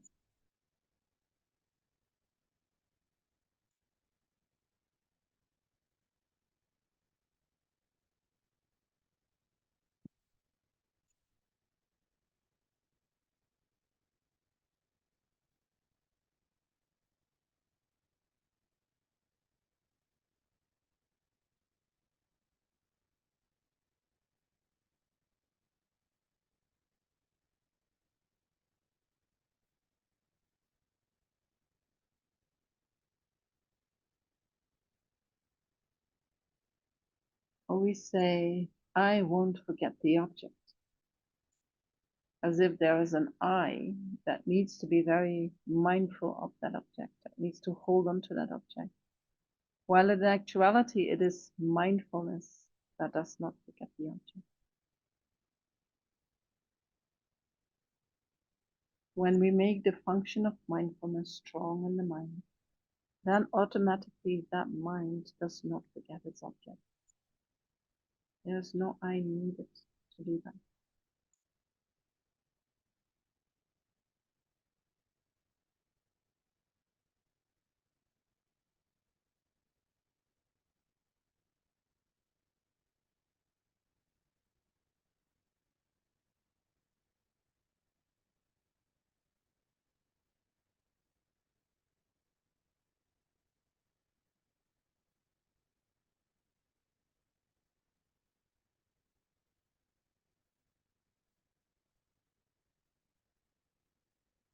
Or we say, I understand that. I, as if there is an entity who is understanding that. But in actuality, it is our wisdom that discerns and understands.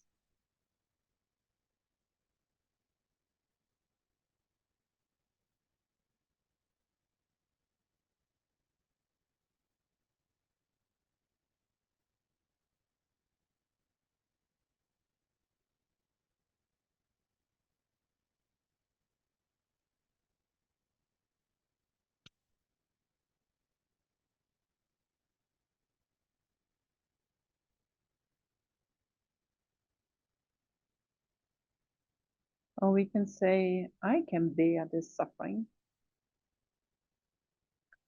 While in actuality, it is tolerance that can bear the suffering. It is a function of the mind that we have developed. It can bear the suffering.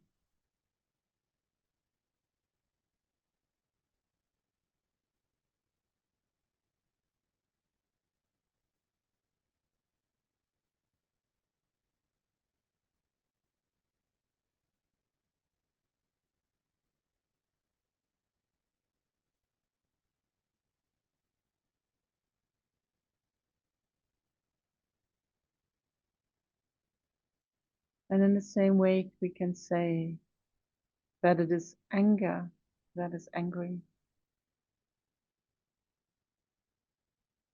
It is concealment that is hiding one's faults.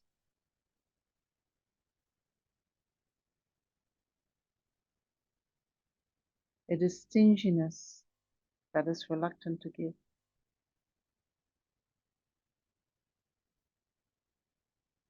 It is deceit that is misleading others.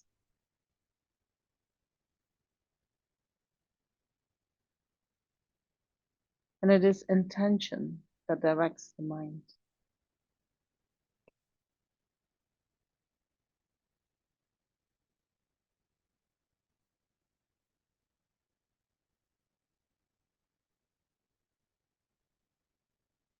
And so when we reflect like this, then we come to know that there is not much to do for the I.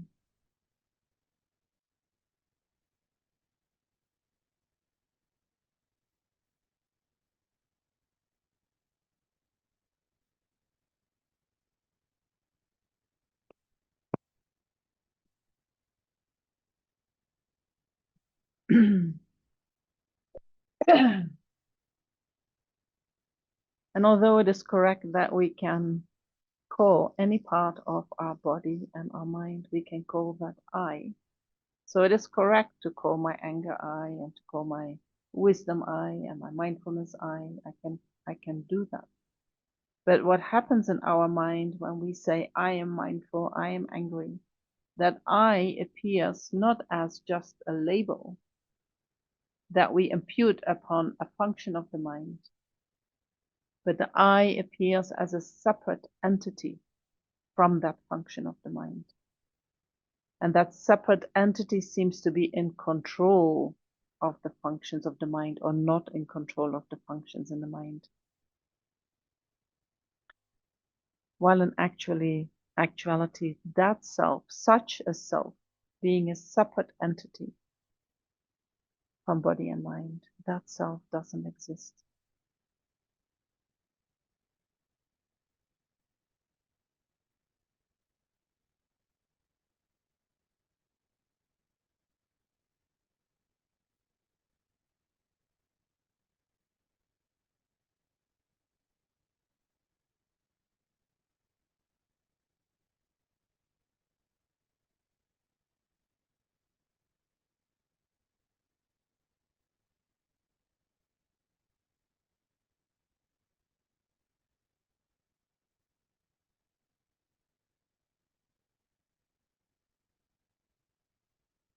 So reflect on that and reflect on what that means for you and for your mind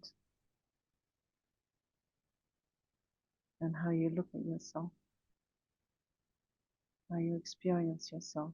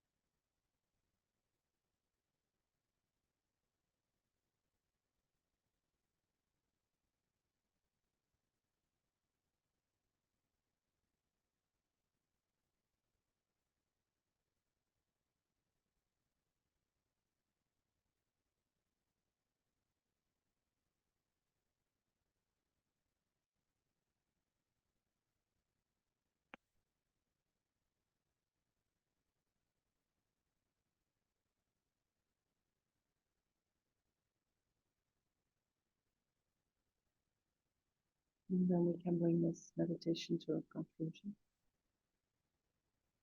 And you can call to mind whatever benefit this way of thinking has for your mind and how you could use that in your daily life.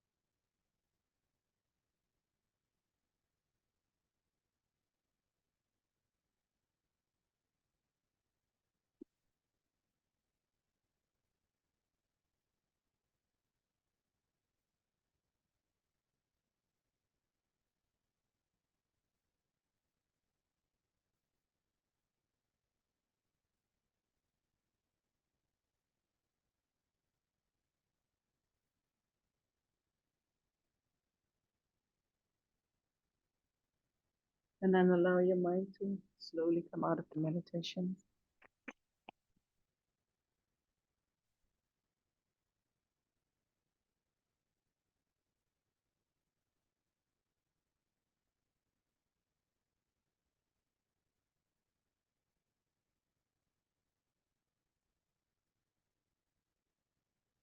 Which brings us to the end of this session.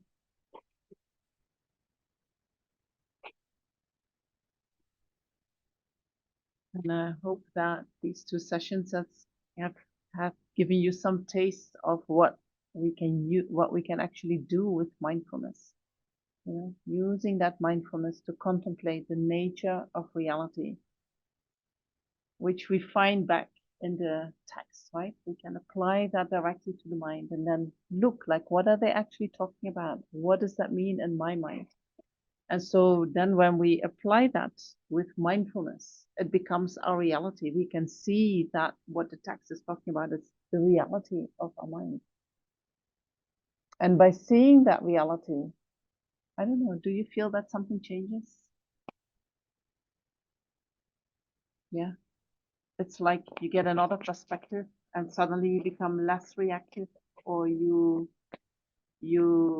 think, oh, I always thought I was like that, but it's not like that. And when we see how it is, we let go, we let go, we let go. And the more we let go, the more relaxed the mind is, the more peaceful the mind is. Right? We're too busy. We're having too much activity happening due to our grasping, due to our holding on. And there's so many ways that we can use mindfulness to let go of that holding on.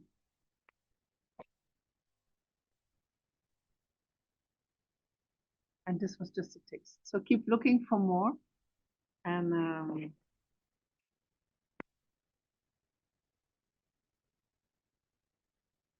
feel a little bit sad that this might be one of the last times I'm here with you guys. But let's see what the future brings. Are there any questions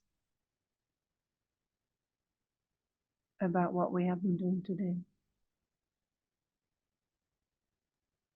I liked one of your last comments about letting go and how repeatedly letting go allows the mind to be there. And in the same way that as my mind drifts away from this object of meditation, let that go is what repeatedly Yes. gets me back to where I need to be so that my Yes. mind can relax and let go. Yes.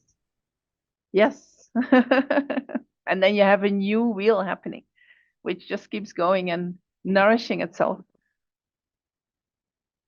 I think, meditation is undoing. We have to undo so many things. We create something that doesn't exist in actuality, and we believe in it and we hold on to it.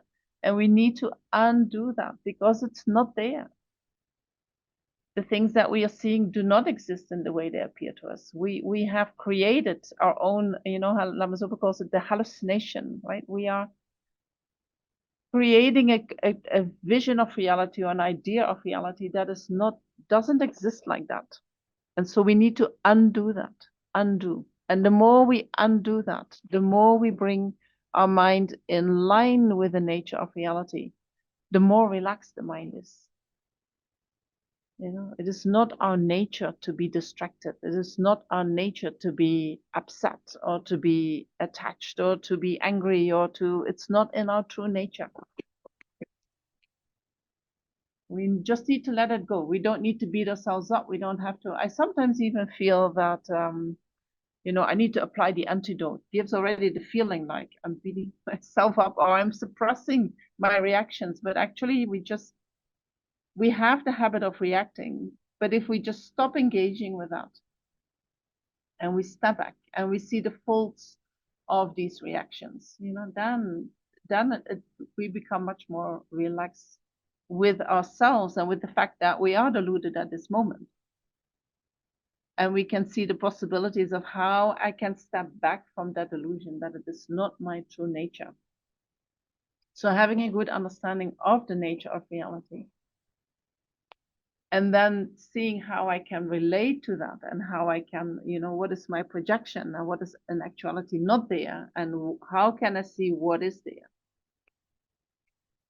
And we can keep improving that every day.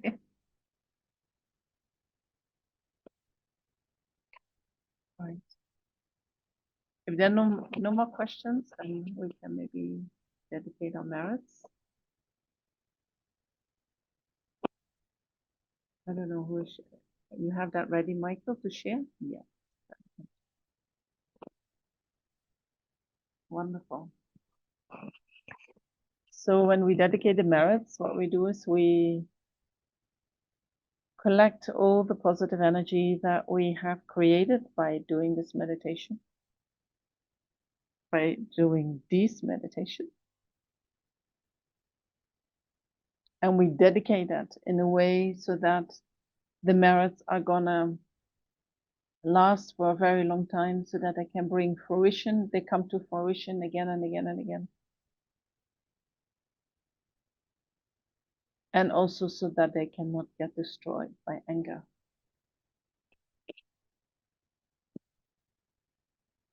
So due to the merits of these virtuous actions, may I quickly attain the state of a Guru Buddha. and lead all living beings without exception into that enlightened state. May the supreme jewel bodhicitta that has not arisen arise and grow, and may that which has arisen not diminish, but increase more and more.